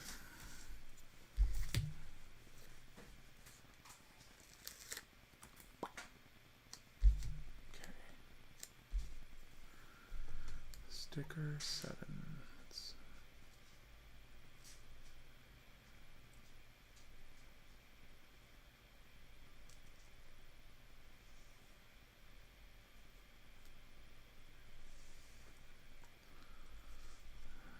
Centered, even, level. Very good. Oh.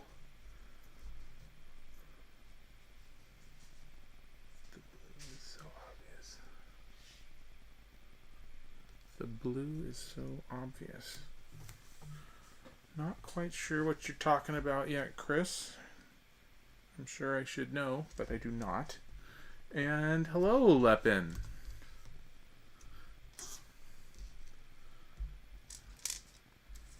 This is exciting. We've been getting so many new viewers today.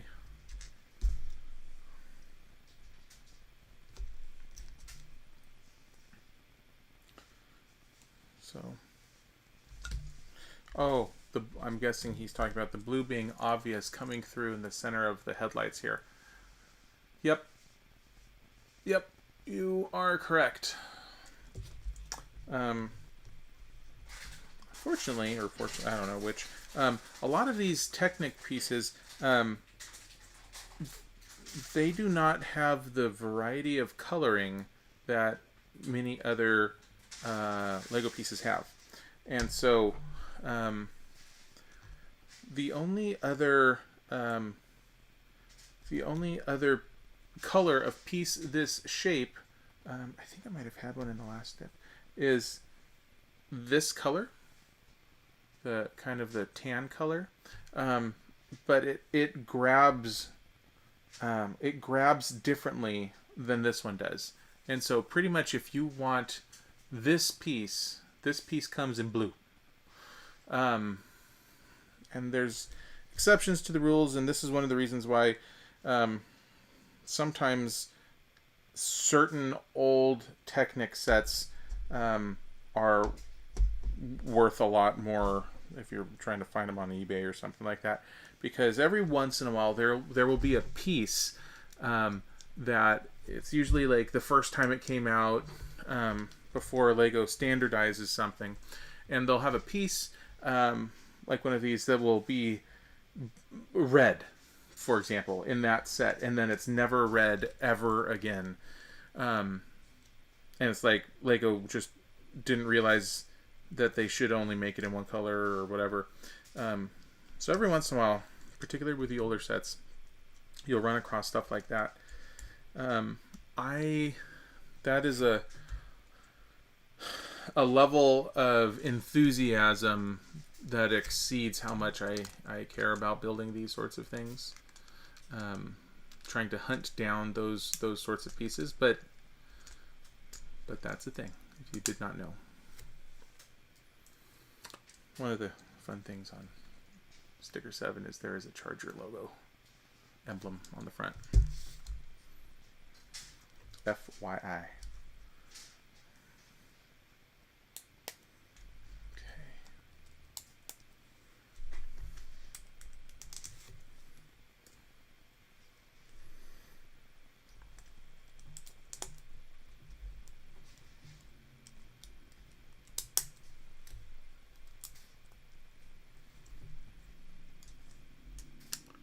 Doesn't tell us how many. That looks like 8.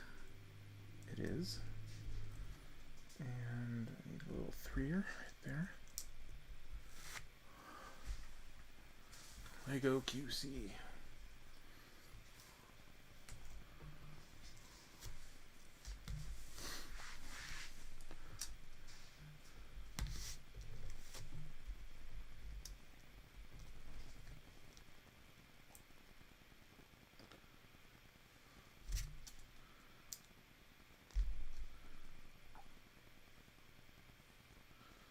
So, I asked this at the beginning of the stream, but we've had a few more people join us here.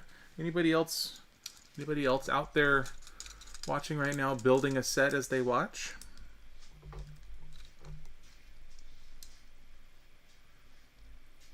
There we go. We've got our front grille and bumper now.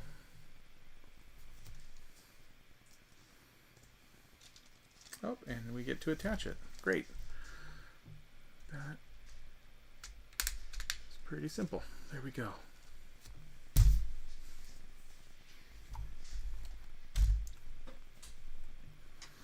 Okay, presumably we're going to do just a whole bunch of body paneling here. That's what these shapes are usually for.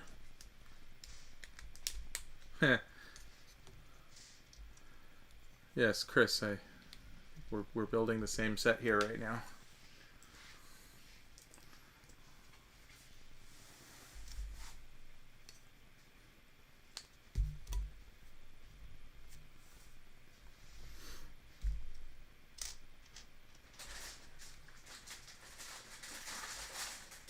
It's actually another friend's birthday earlier this week, and I tried to encourage her to buy herself a new Lego set for her birthday, because, as I tried to explain to her, that's just about the best birthday present you can get, is new Legos. She was unconvinced by my argument.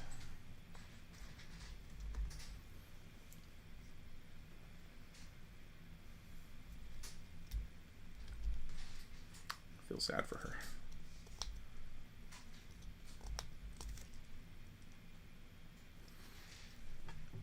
Tammy, if you are watching, happy birthday.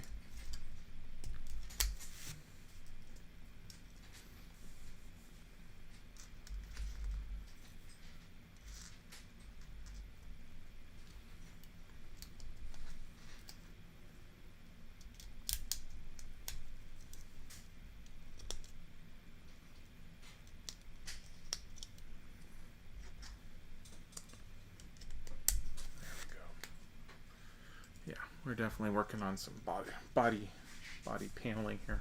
I'm not sure if this thing will have doors that actually open. They might be fixed, but we'll just have to wait and see.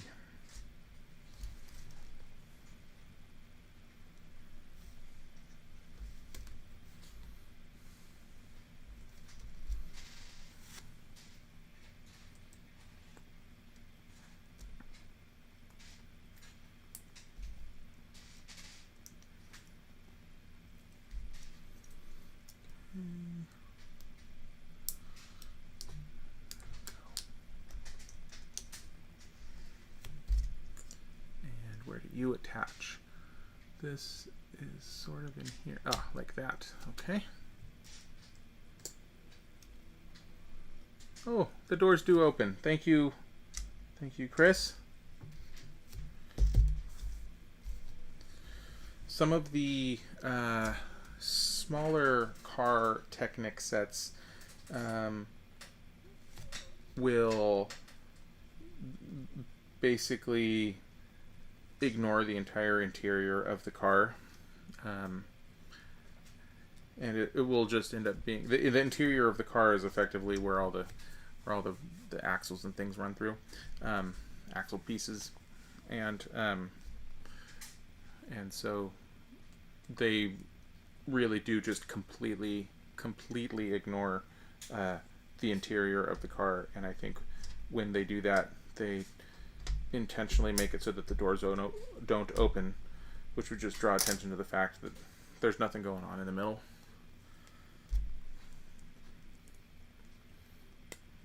But they didn't do that on this one, so that's nice. Oh, and as I mentioned earlier, there's that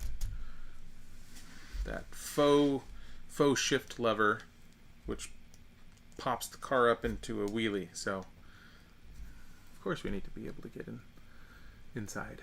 Okay, this guy needs to be justified to the right there, and this attaches here. There we go.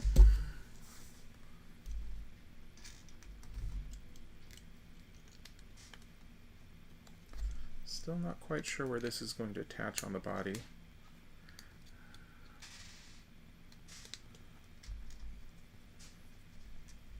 Don't even know which side of the body it's actually going to be, technically.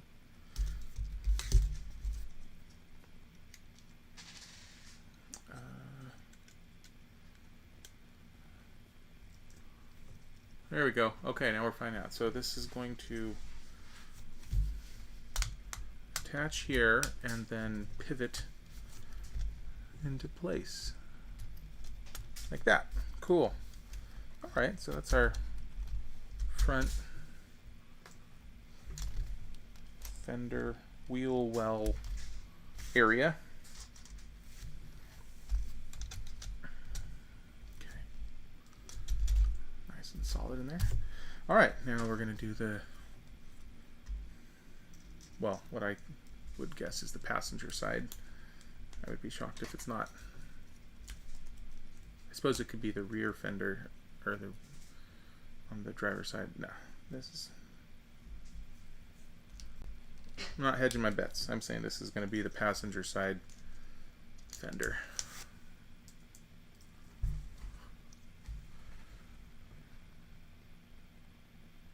There we go. Dun, dun.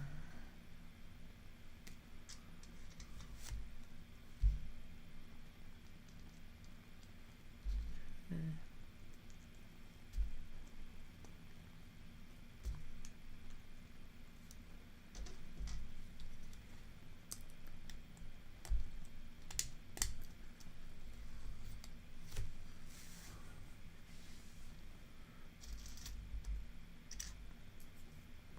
1, 2, 3, 4. 2.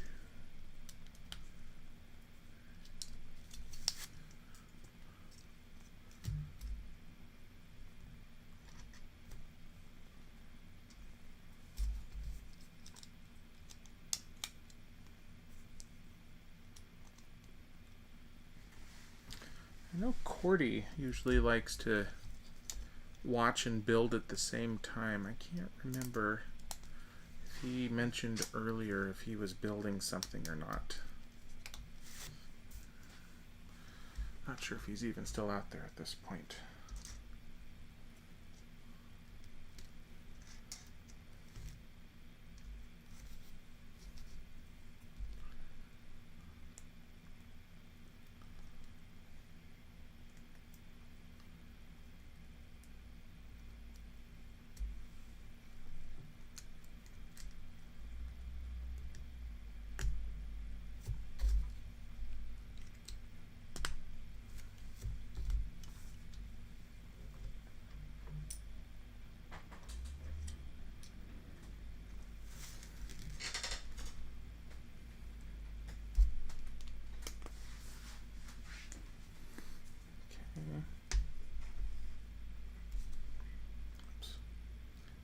Go through further.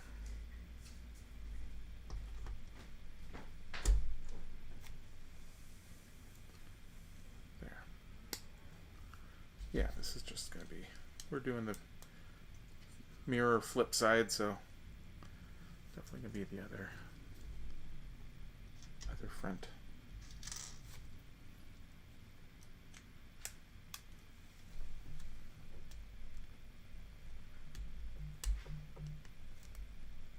Oh, that's right. You weren't working on Legos.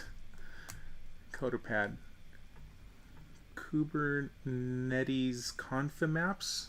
Kuber... I don't know how to pronounce that. Kubernetes?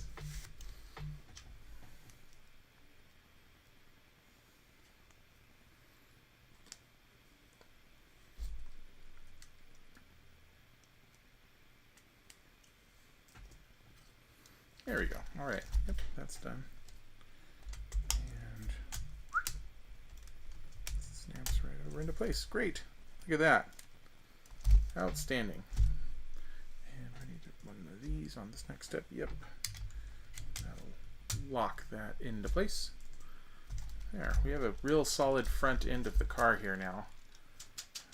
So that's pretty cool. Okay, this is either going to be the top. Yeah, this is probably going to be the top of the front grille area. Let's see if it is. That's my guess. Not as confident about this one, but that's my guess.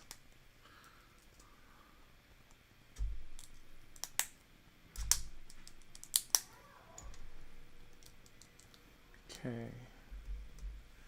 Where do you go? That's in the center, and then we have these on either side.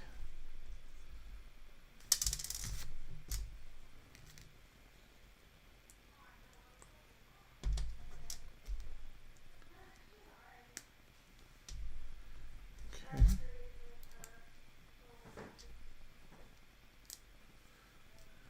And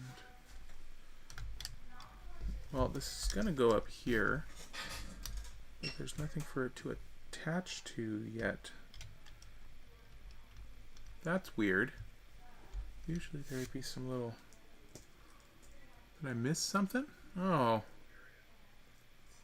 Well, there were supposed to be some...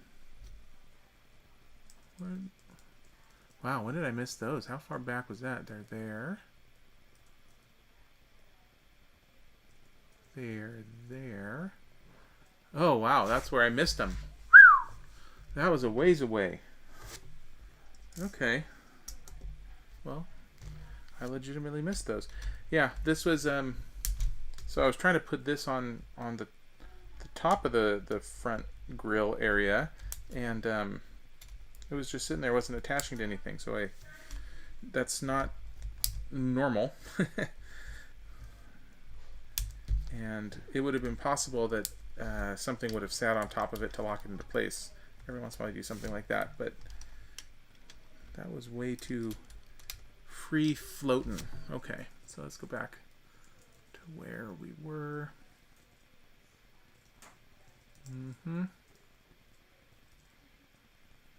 Okay, there we go. That's much more reasonable. There we go. got a front on there.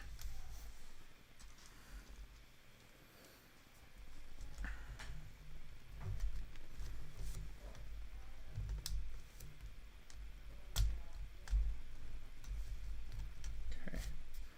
There. It's starting to look like the front of a charger. Very good. All right. And one of those and one of those.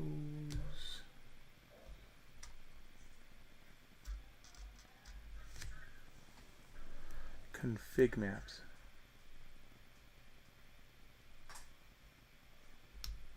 Yes. Thank you, Cordy. I agree.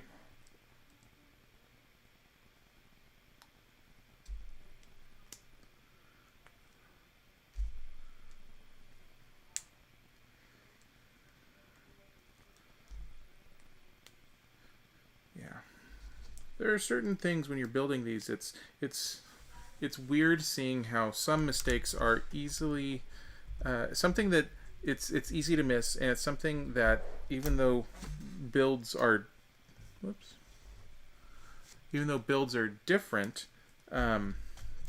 there's enough similarities to the way that you do things that with the repeating patterns that you can frequently make the same mistakes in different ways when doing some of these. So yeah, locality of reference.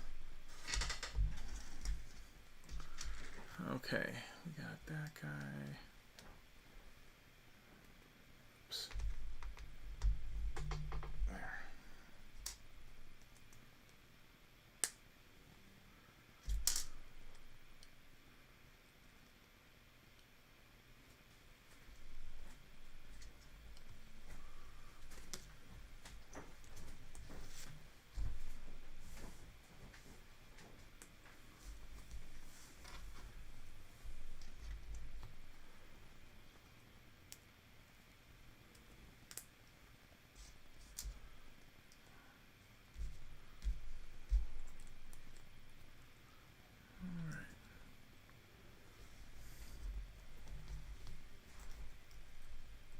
I don't know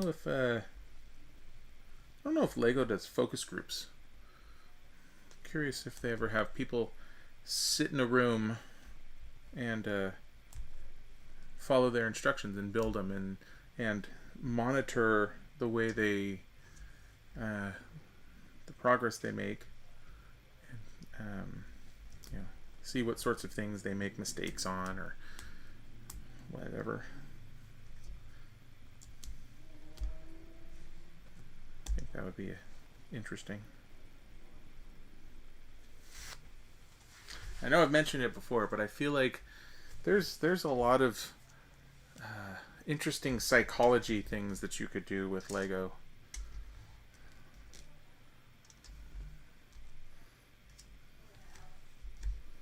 But I also feel like Lego is interesting and you could use it for just about anything, so perhaps I'm somewhat biased.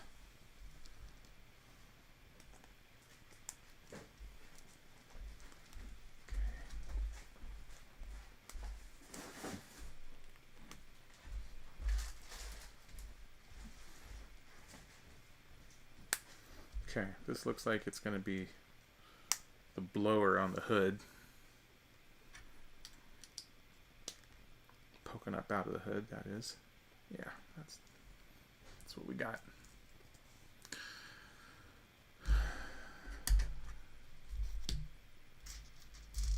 It's funny, of all of the old car shows and movies and things like that, when I think about one of these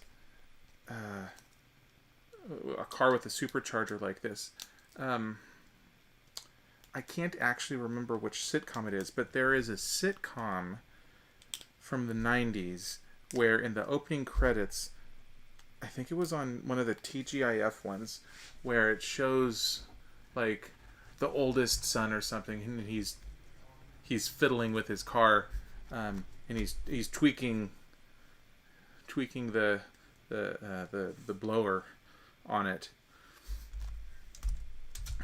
And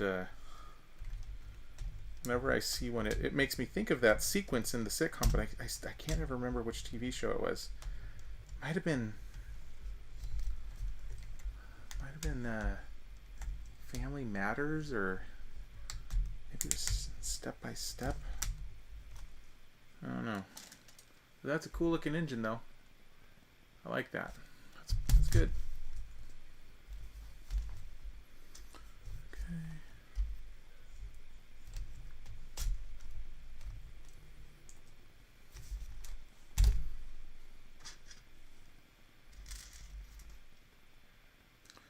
One. Nope, not at the end. One in from the end. 2, 3, 4. Whoop, almost dropped it. 4.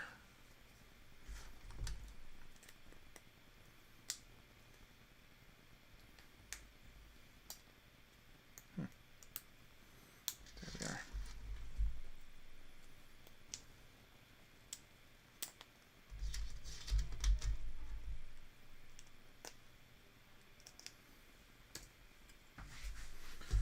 Alright, now I think we're building up hood. So go around the thing.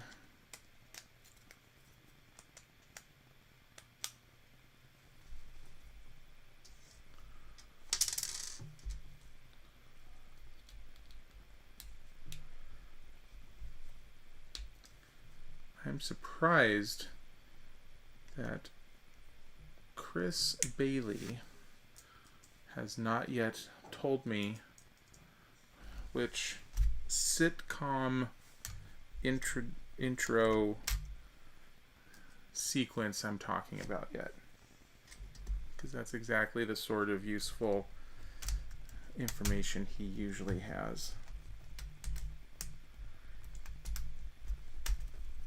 There. Got a hood.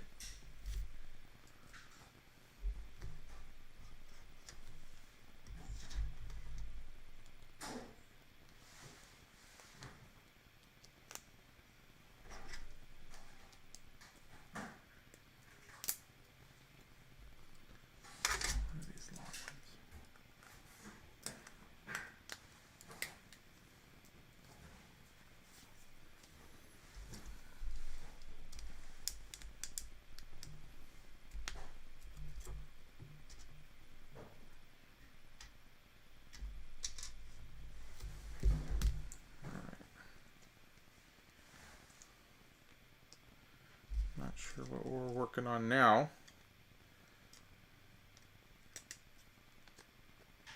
Mystery.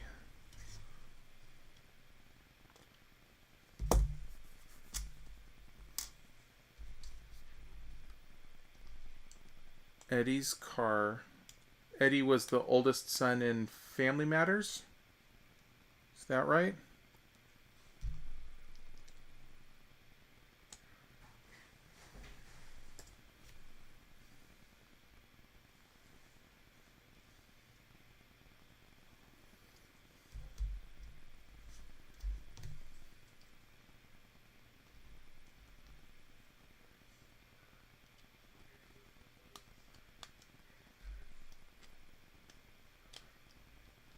Oh, I bet this is a door. Oh, and that's the little handle. Let's find out. Yes. Ha! Thank you, Chrisopedia.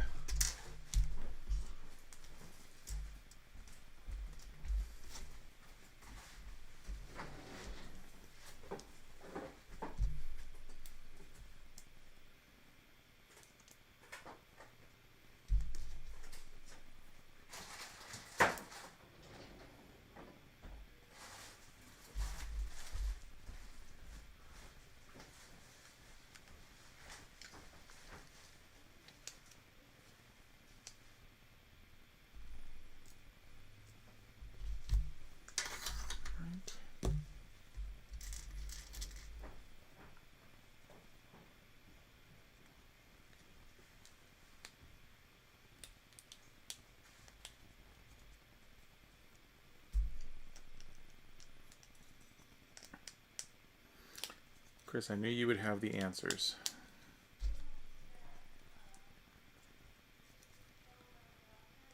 Is this go there or one in? That's kind of tough to read, but I'm thinking that's how that goes.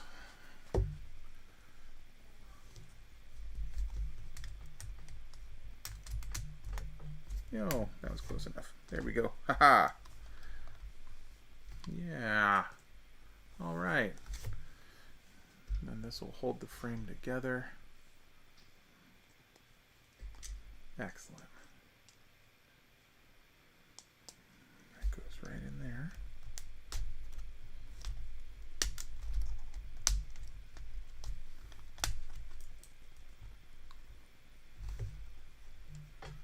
What is that?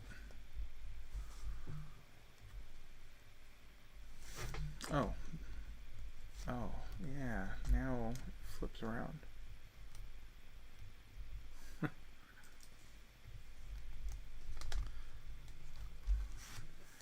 can't think of a better way to describe your ability to recall such random trivia factoids.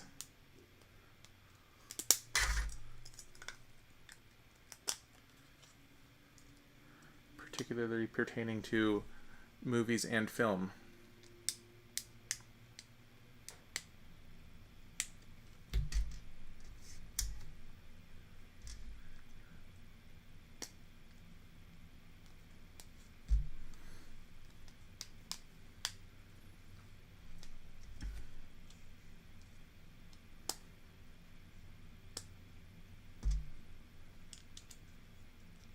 Did I say movies and film? I meant TV and film, if I said movies and film.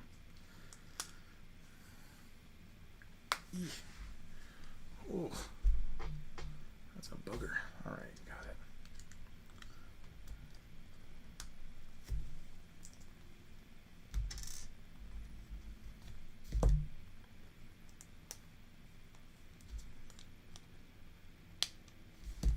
One, 2, 3, 4, and a 5.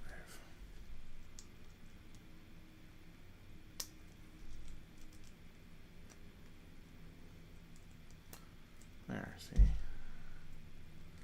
This is going to be for the support of what would be a theoretical mirror, I think. We'll see.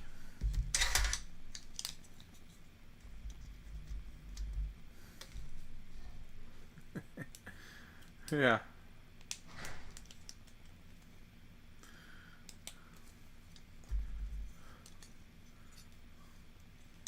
Demonetized trivia. That's good.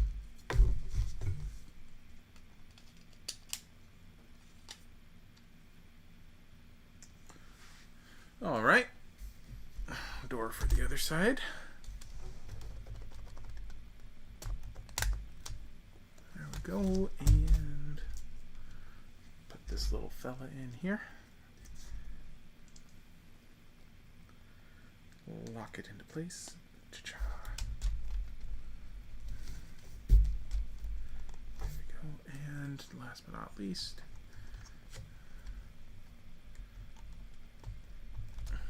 there. Okay. Done with stage 3. And as you can see, we have these cool working doors, as I was promised by Chris earlier.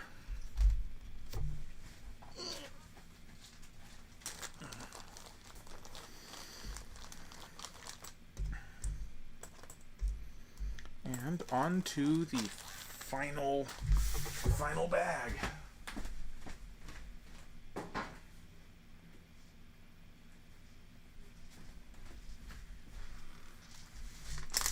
Oops. There. Okay, let's see what's next. Well, that looks like it's going to be maybe part of a chair, but who knows? 1, 2. There.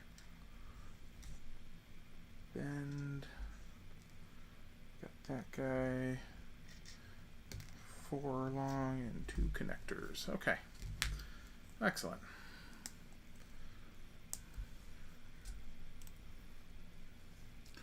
Either a chair or... No, I'm sticking with chair. I think this is going to be a chair.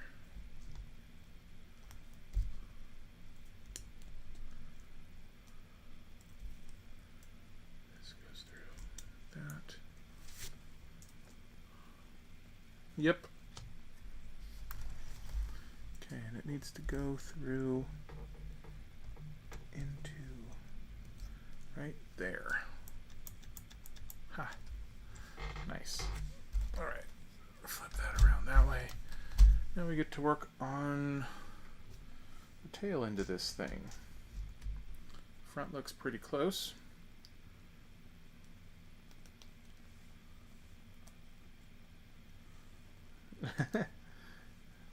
Yes, it's all... Oh, shoot, I don't remember... Can't remember what that term was. It wasn't greebling, but you'd asked me and I remembered it last time and now I can't remember what it is. Some guy's name when you lay out all your pieces nice.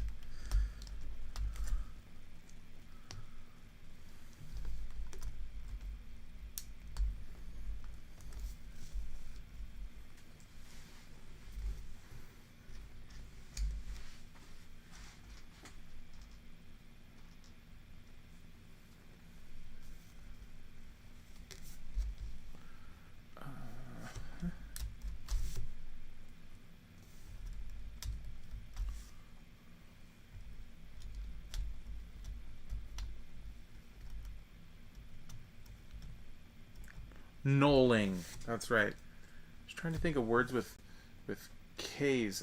Is it knolling with a silent K? Might be a silent K. Knolling.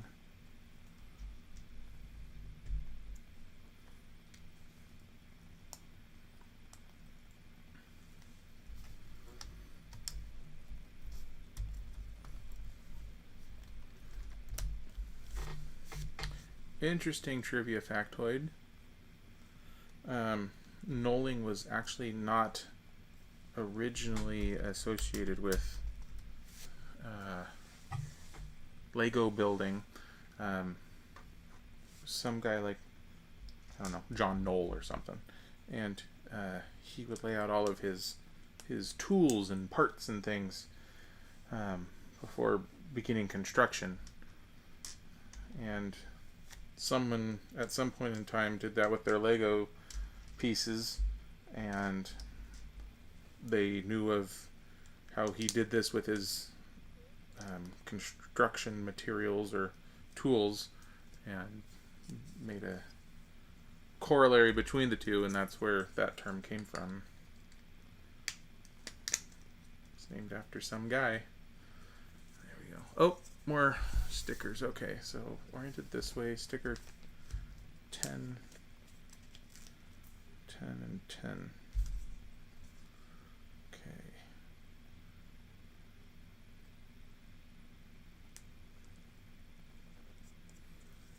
And we're putting the stickers on with the quickness and calling them good enough, because we hate stickers.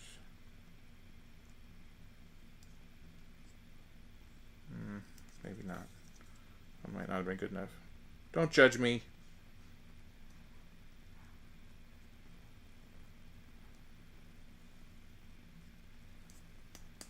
Okay, that one's good enough. Silent K.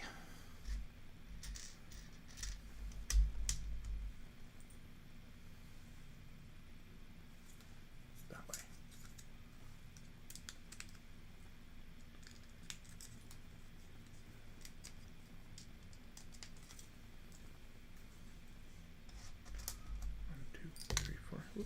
Missed.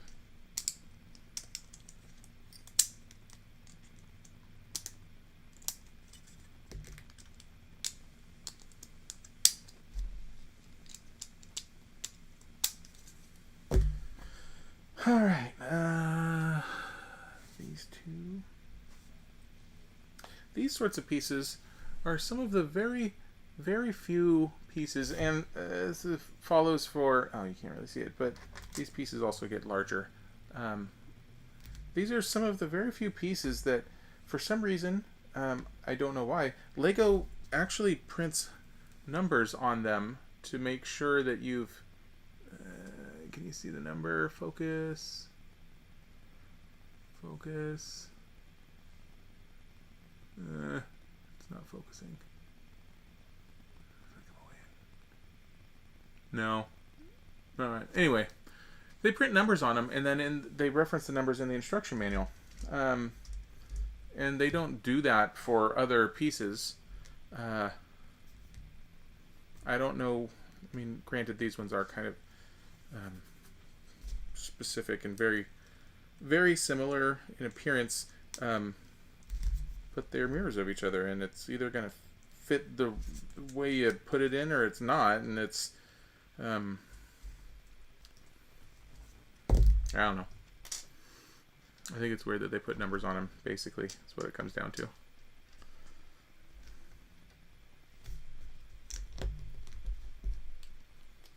Oh, we're making tanks of NOS now. A car cannot be fast or furious without NOS. So, clearly a very important addition to the car. Okay. Complete with NOS logo. Okay.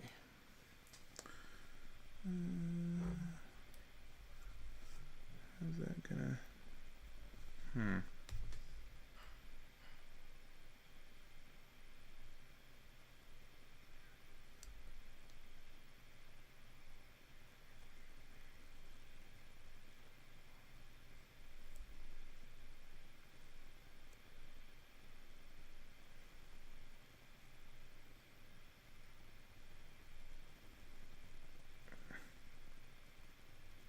Remember what I said? We don't care about stickers. So what I'm painstakingly doing right now, I don't care.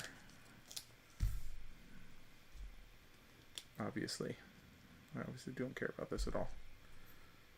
Man, I hate stickers.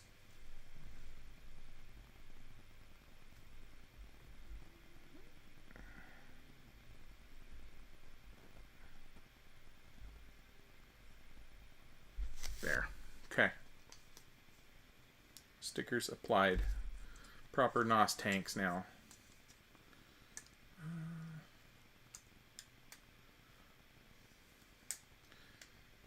And see, if they got pulled over and the cop said, what are you doing with all of this? What are you doing with all this NOS? Maybe the guy could try to say, well, you see, I'm a dentist and I was in a hurry because I had a tooth emergency. That seems like as good of a shot as any.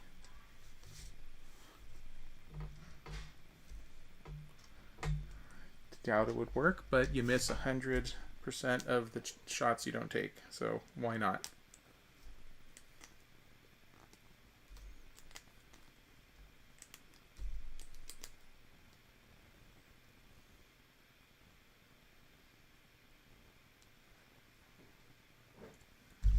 Upside down. This got to go over here. This is our exhaust.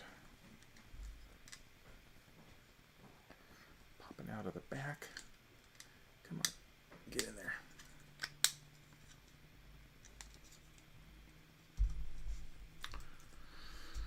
Oh, license plate. Definitely put one of those on.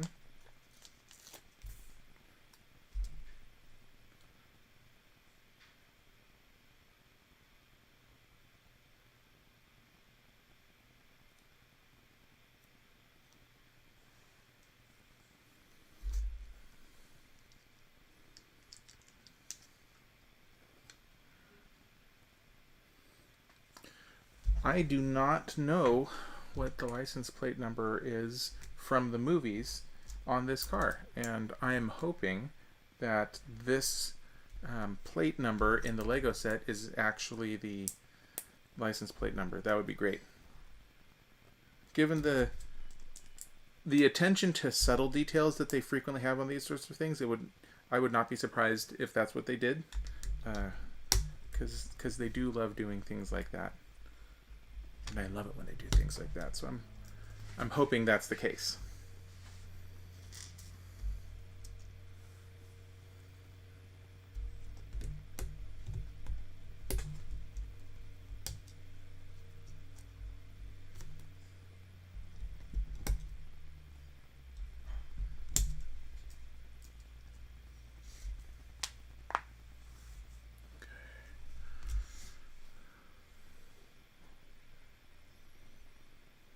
Where are the little slanty bits? There they are. Slanty bits. Oops. No! There we are.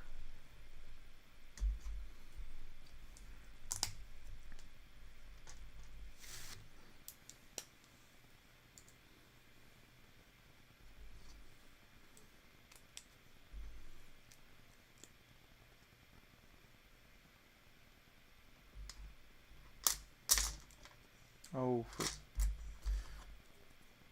there we go.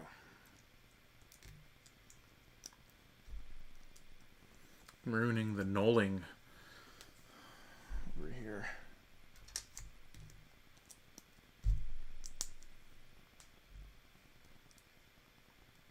Cannoling. Okay. Good looking bumper. Doop.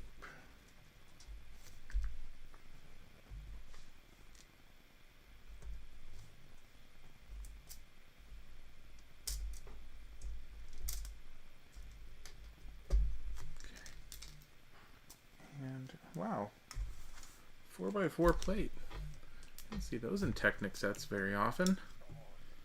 Wow.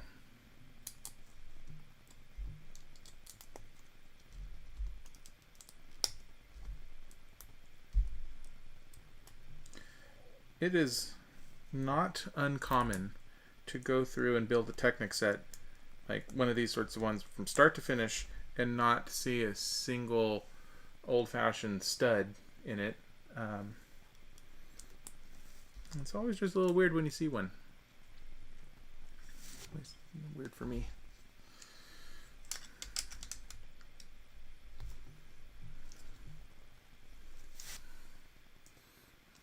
But I keep finding new ways to do things, so that is how we are doing our brake lights on this one.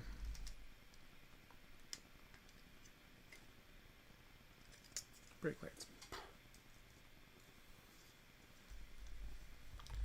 Okay. There we are.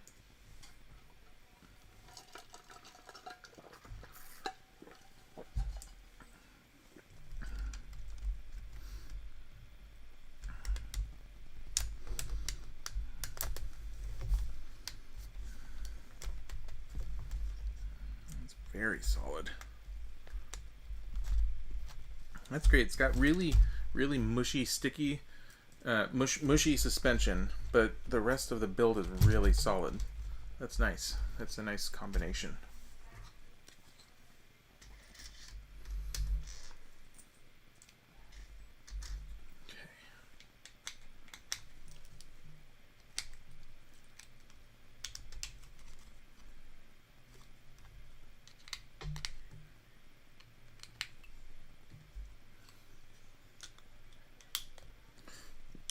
Alright, I wonder what this piece is going to be. Perhaps roof paneling. That is a pure guess. It is not an educated guess that I expect to be right, like many of my others have been. I'm not sure what this is meant to be. I need more of those. of those.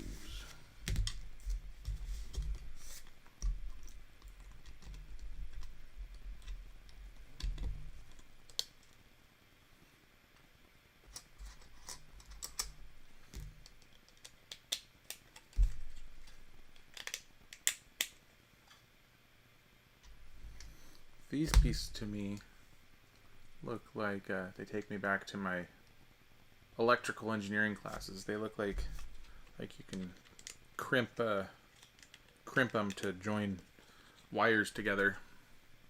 Ha! I was right. Roof. Okay. So this goes here. There we are. And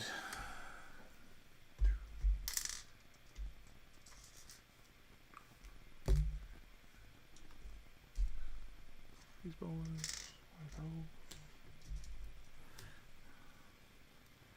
These little pieces, these little grabber hand pieces, they use these for all sorts of things.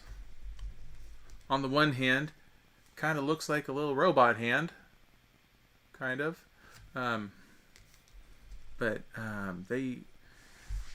they use them for all sorts of different things in these sets. A lot of the time, if there are things like this, which have a little flex to them, they will be used to hold on to those. I mean, they pretty much almost always hold on to something. Oh, 3 bags left on your haunted house. Cordy, did you ever order the power function motors to add on to your haunted house? Mine came in the mail the other day, and it made me more excited to build it.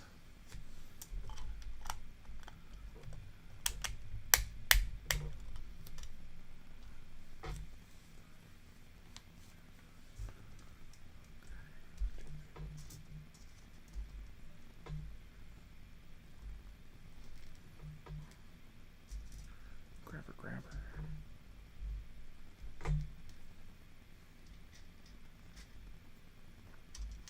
Not yet. Oh, I've knocked over the beautiful organization.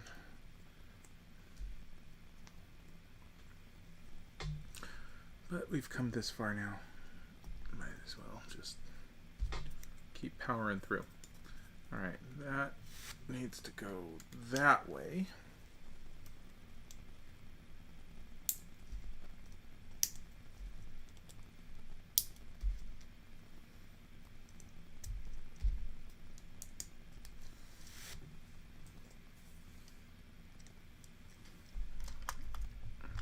More roof bit. There we go.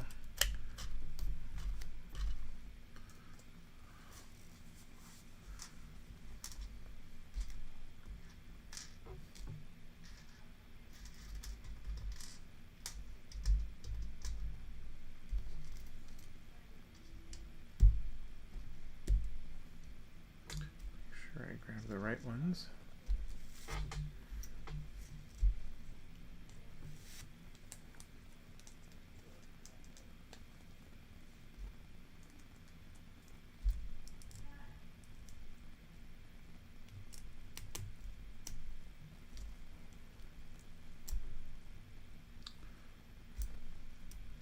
This way.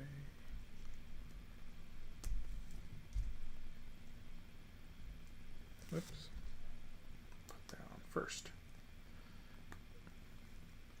Okay, let's see here. What am I going to guess that this part is? This part is going to be... Boy, I don't even know. Rear trunk area? Maybe?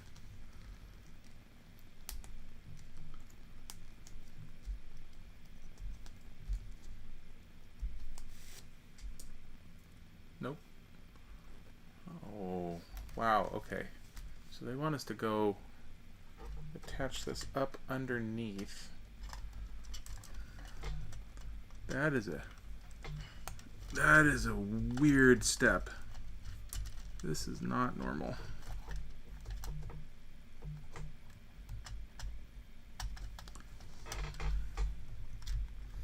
Sure they had a reason for it, but man, I don't like that at all. There.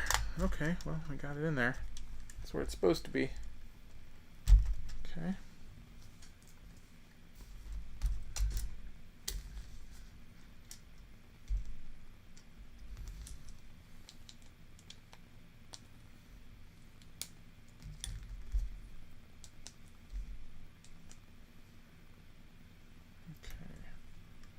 Open the door.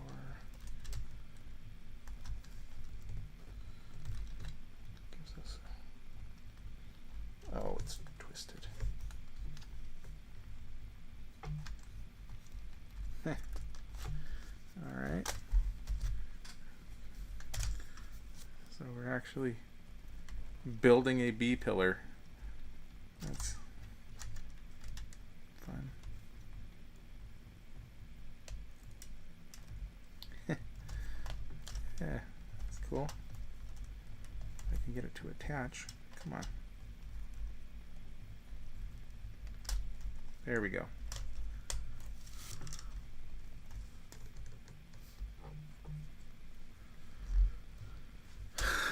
Yes. You are probably right.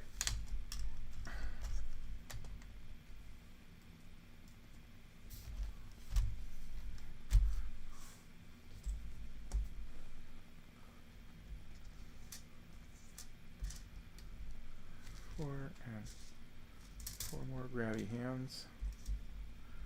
I call them robot hands. I see no reason not to. That's what they look like. And flat. Back here.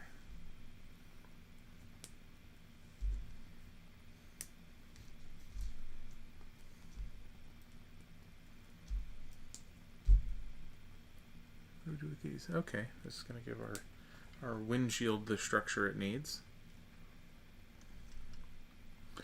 Let's see here. Goes into that, and that goes into that. Neat. Very neat. Okay. That goes into that. And then this twists over into there. There. Nice. Very nice. We have a windshield without the glass.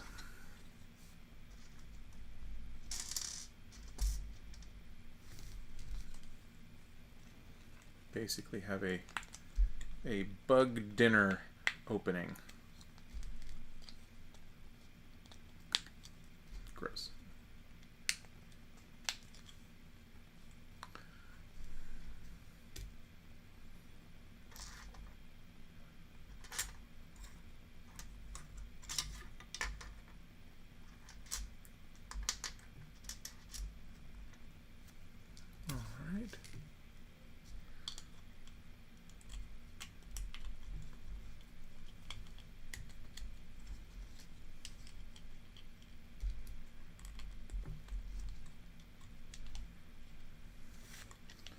Alright, now I'm going to guess we're doing trunk lid.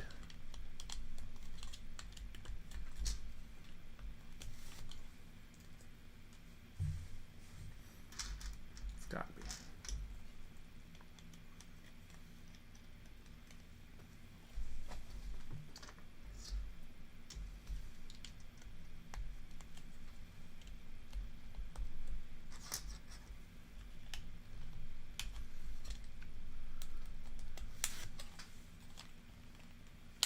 Trying to have this done by 5 now. This build is going a little bit longer than I thought it would.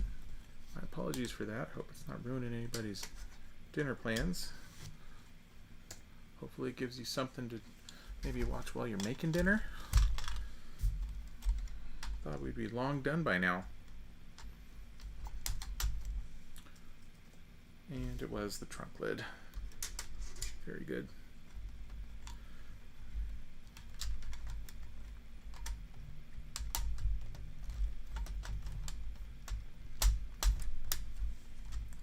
There, and we can lift up the trunk to see our NOS. All right.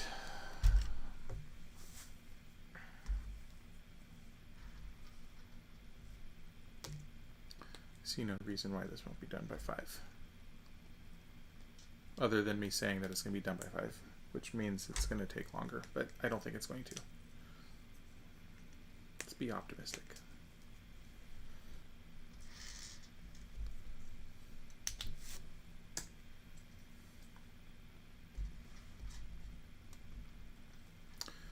Chris Bailey, have you finished yours yet?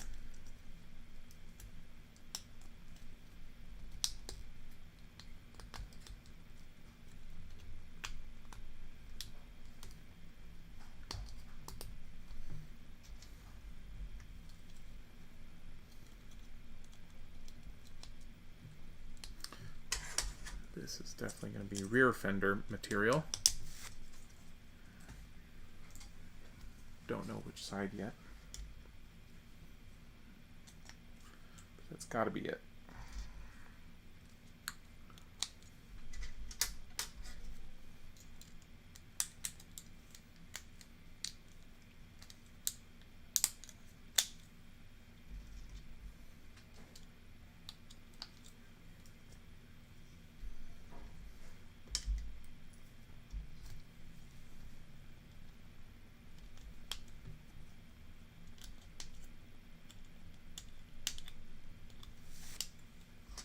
Very good.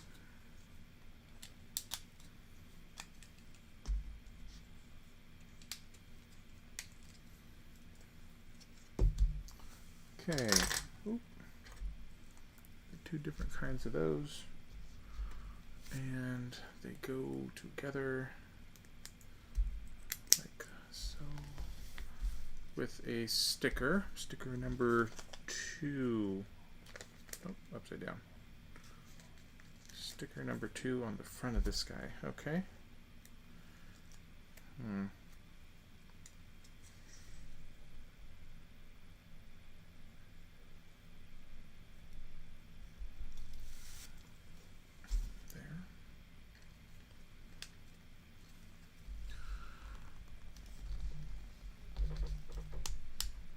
Get on there.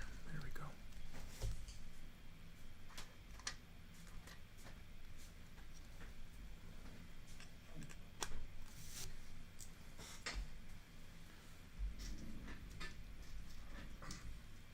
Of those, and a bunch of these that I don't want to forget this time, like I did last time, like that.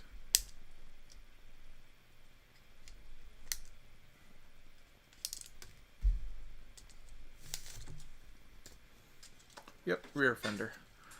All right, now go on right there.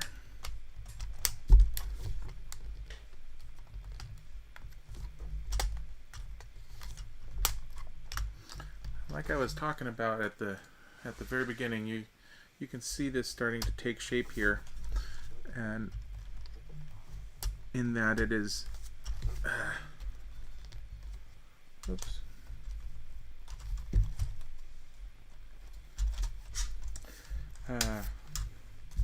pretty darn blocky. It's very rectangular, but once again,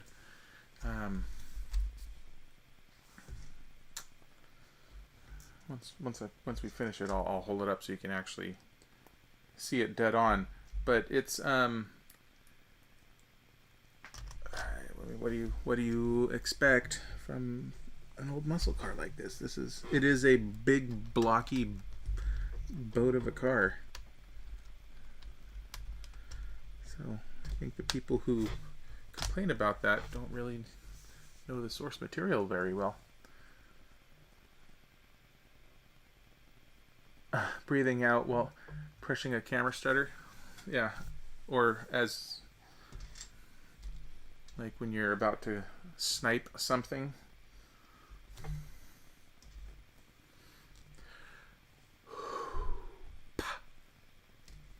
I guess either way you're shooting. All right, and because it's a race car, we have to have our fire extinguisher in here.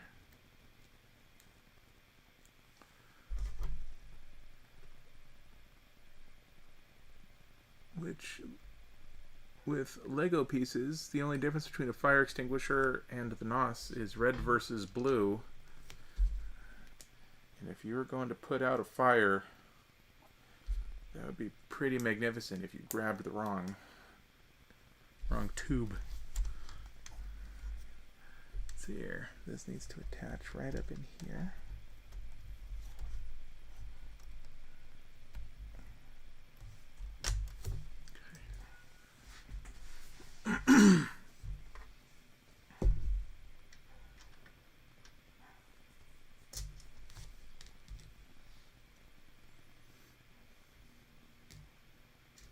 My technique when putting stickers on is usually just rattling off a whole string of swear words. But that would make this a very not family friendly video stream.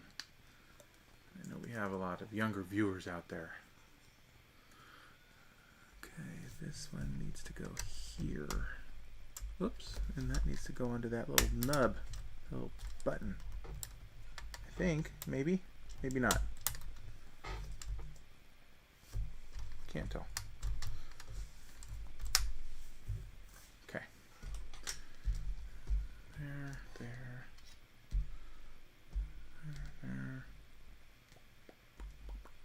And there.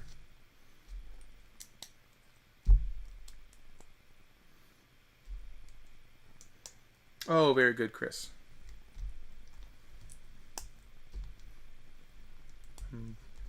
Right behind you.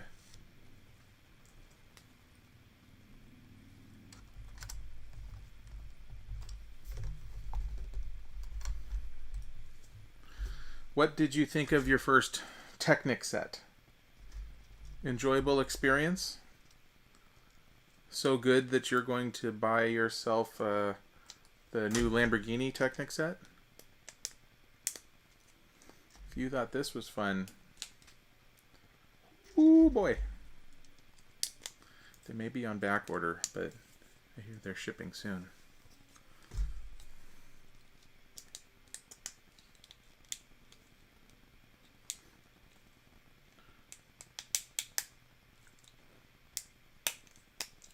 Pretty sure I heard your husband say it was totally fine with him too, so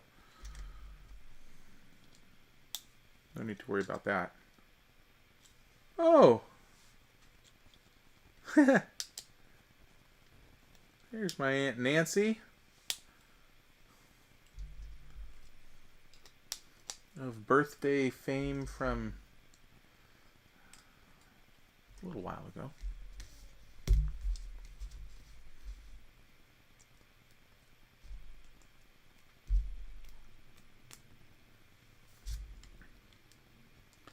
Thanks for being here on the stream.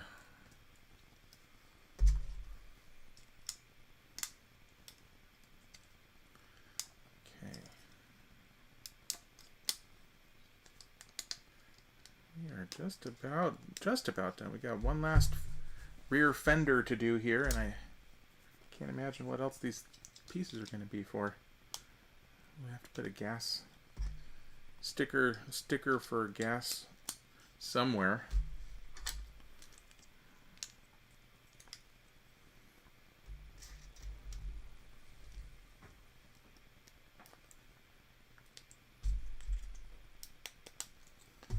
Okay, sticker number 1.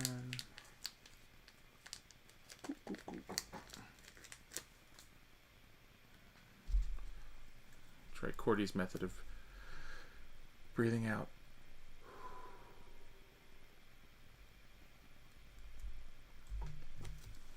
There we go. Just need to breathe better.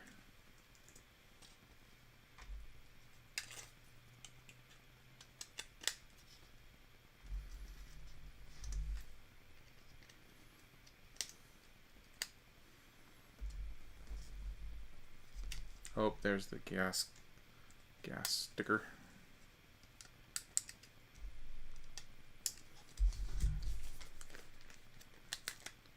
One of my favorite things when you have a sticker set like this is doing the last sticker and getting able to just chuck that paper and be done with it. It's like you caused me so much pain, but it's over. Oh no.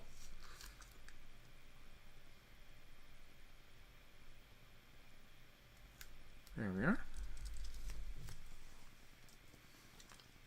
Sticker done.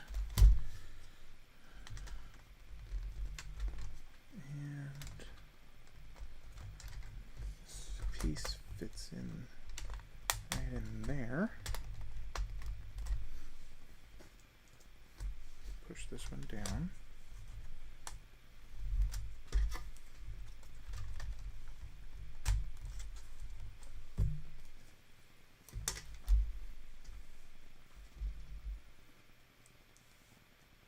So Chris, was that a yes on the Lamborghini? I mean, you didn't say no.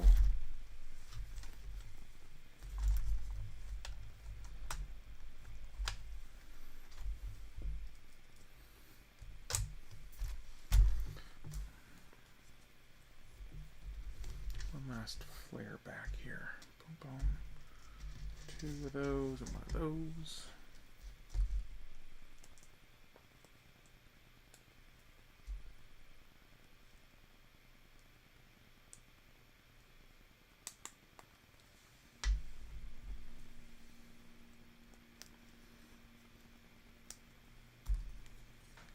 I would be happy to have a discussion with your husband if you think that would help.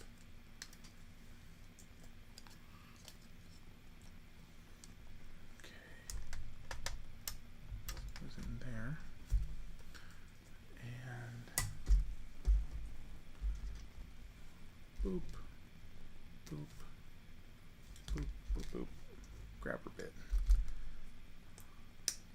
Oh, 5 minutes to go before 5 o'clock. I was totally right. This is going to be done. Done by 5. Told you. You guys were worried. That goes there.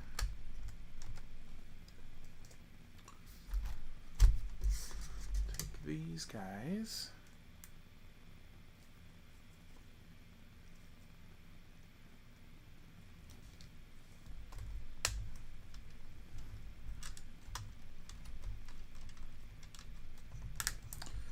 One of the things that they really like doing with Technic sets are using these to give the appearance of a specific shape on certain things. They did it on the Porsche, on the Chiron, or Chiron, which does not seem like the right way to pronounce it to me, but anyway, yeah, there we go. Check that out. Okay, so the complaint is it is a big black rectangle. That's exactly what it is, but that's what the car is. So I mean, it looks like a Charger. Cool. You can open up the hood and see the engine doing its thing when the tires are going, when it's driving. You can open up the trunk, see your NOS. You can do that. And then let's see if I can get my finger in to flip that switch. Ooh, might be easier from this side. If you pull that back. Oh, it helps if I not cover it. There we go. And now it's doing a wheelie. Instead we have steering back here. Yeah, so you flip that switch in the center console and you're pretending to downshift, and then the car wheelies up.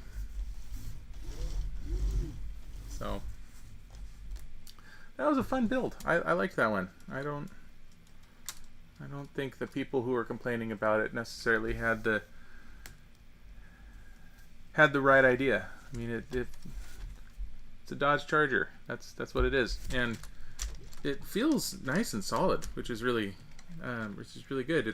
There's actually a lot of compared to other Technic car sets I've built, there's a lot of empty space, which kind of again is more like a classic car, where they're not utilizing every every square inch. So yeah, there's open space. It's got good suspension on it. That was a good build. I liked it. I will admit that I was a little worried after reading some of the reviews and hearing how upset certain people were that it wasn't going to be as much fun. But no, that was good.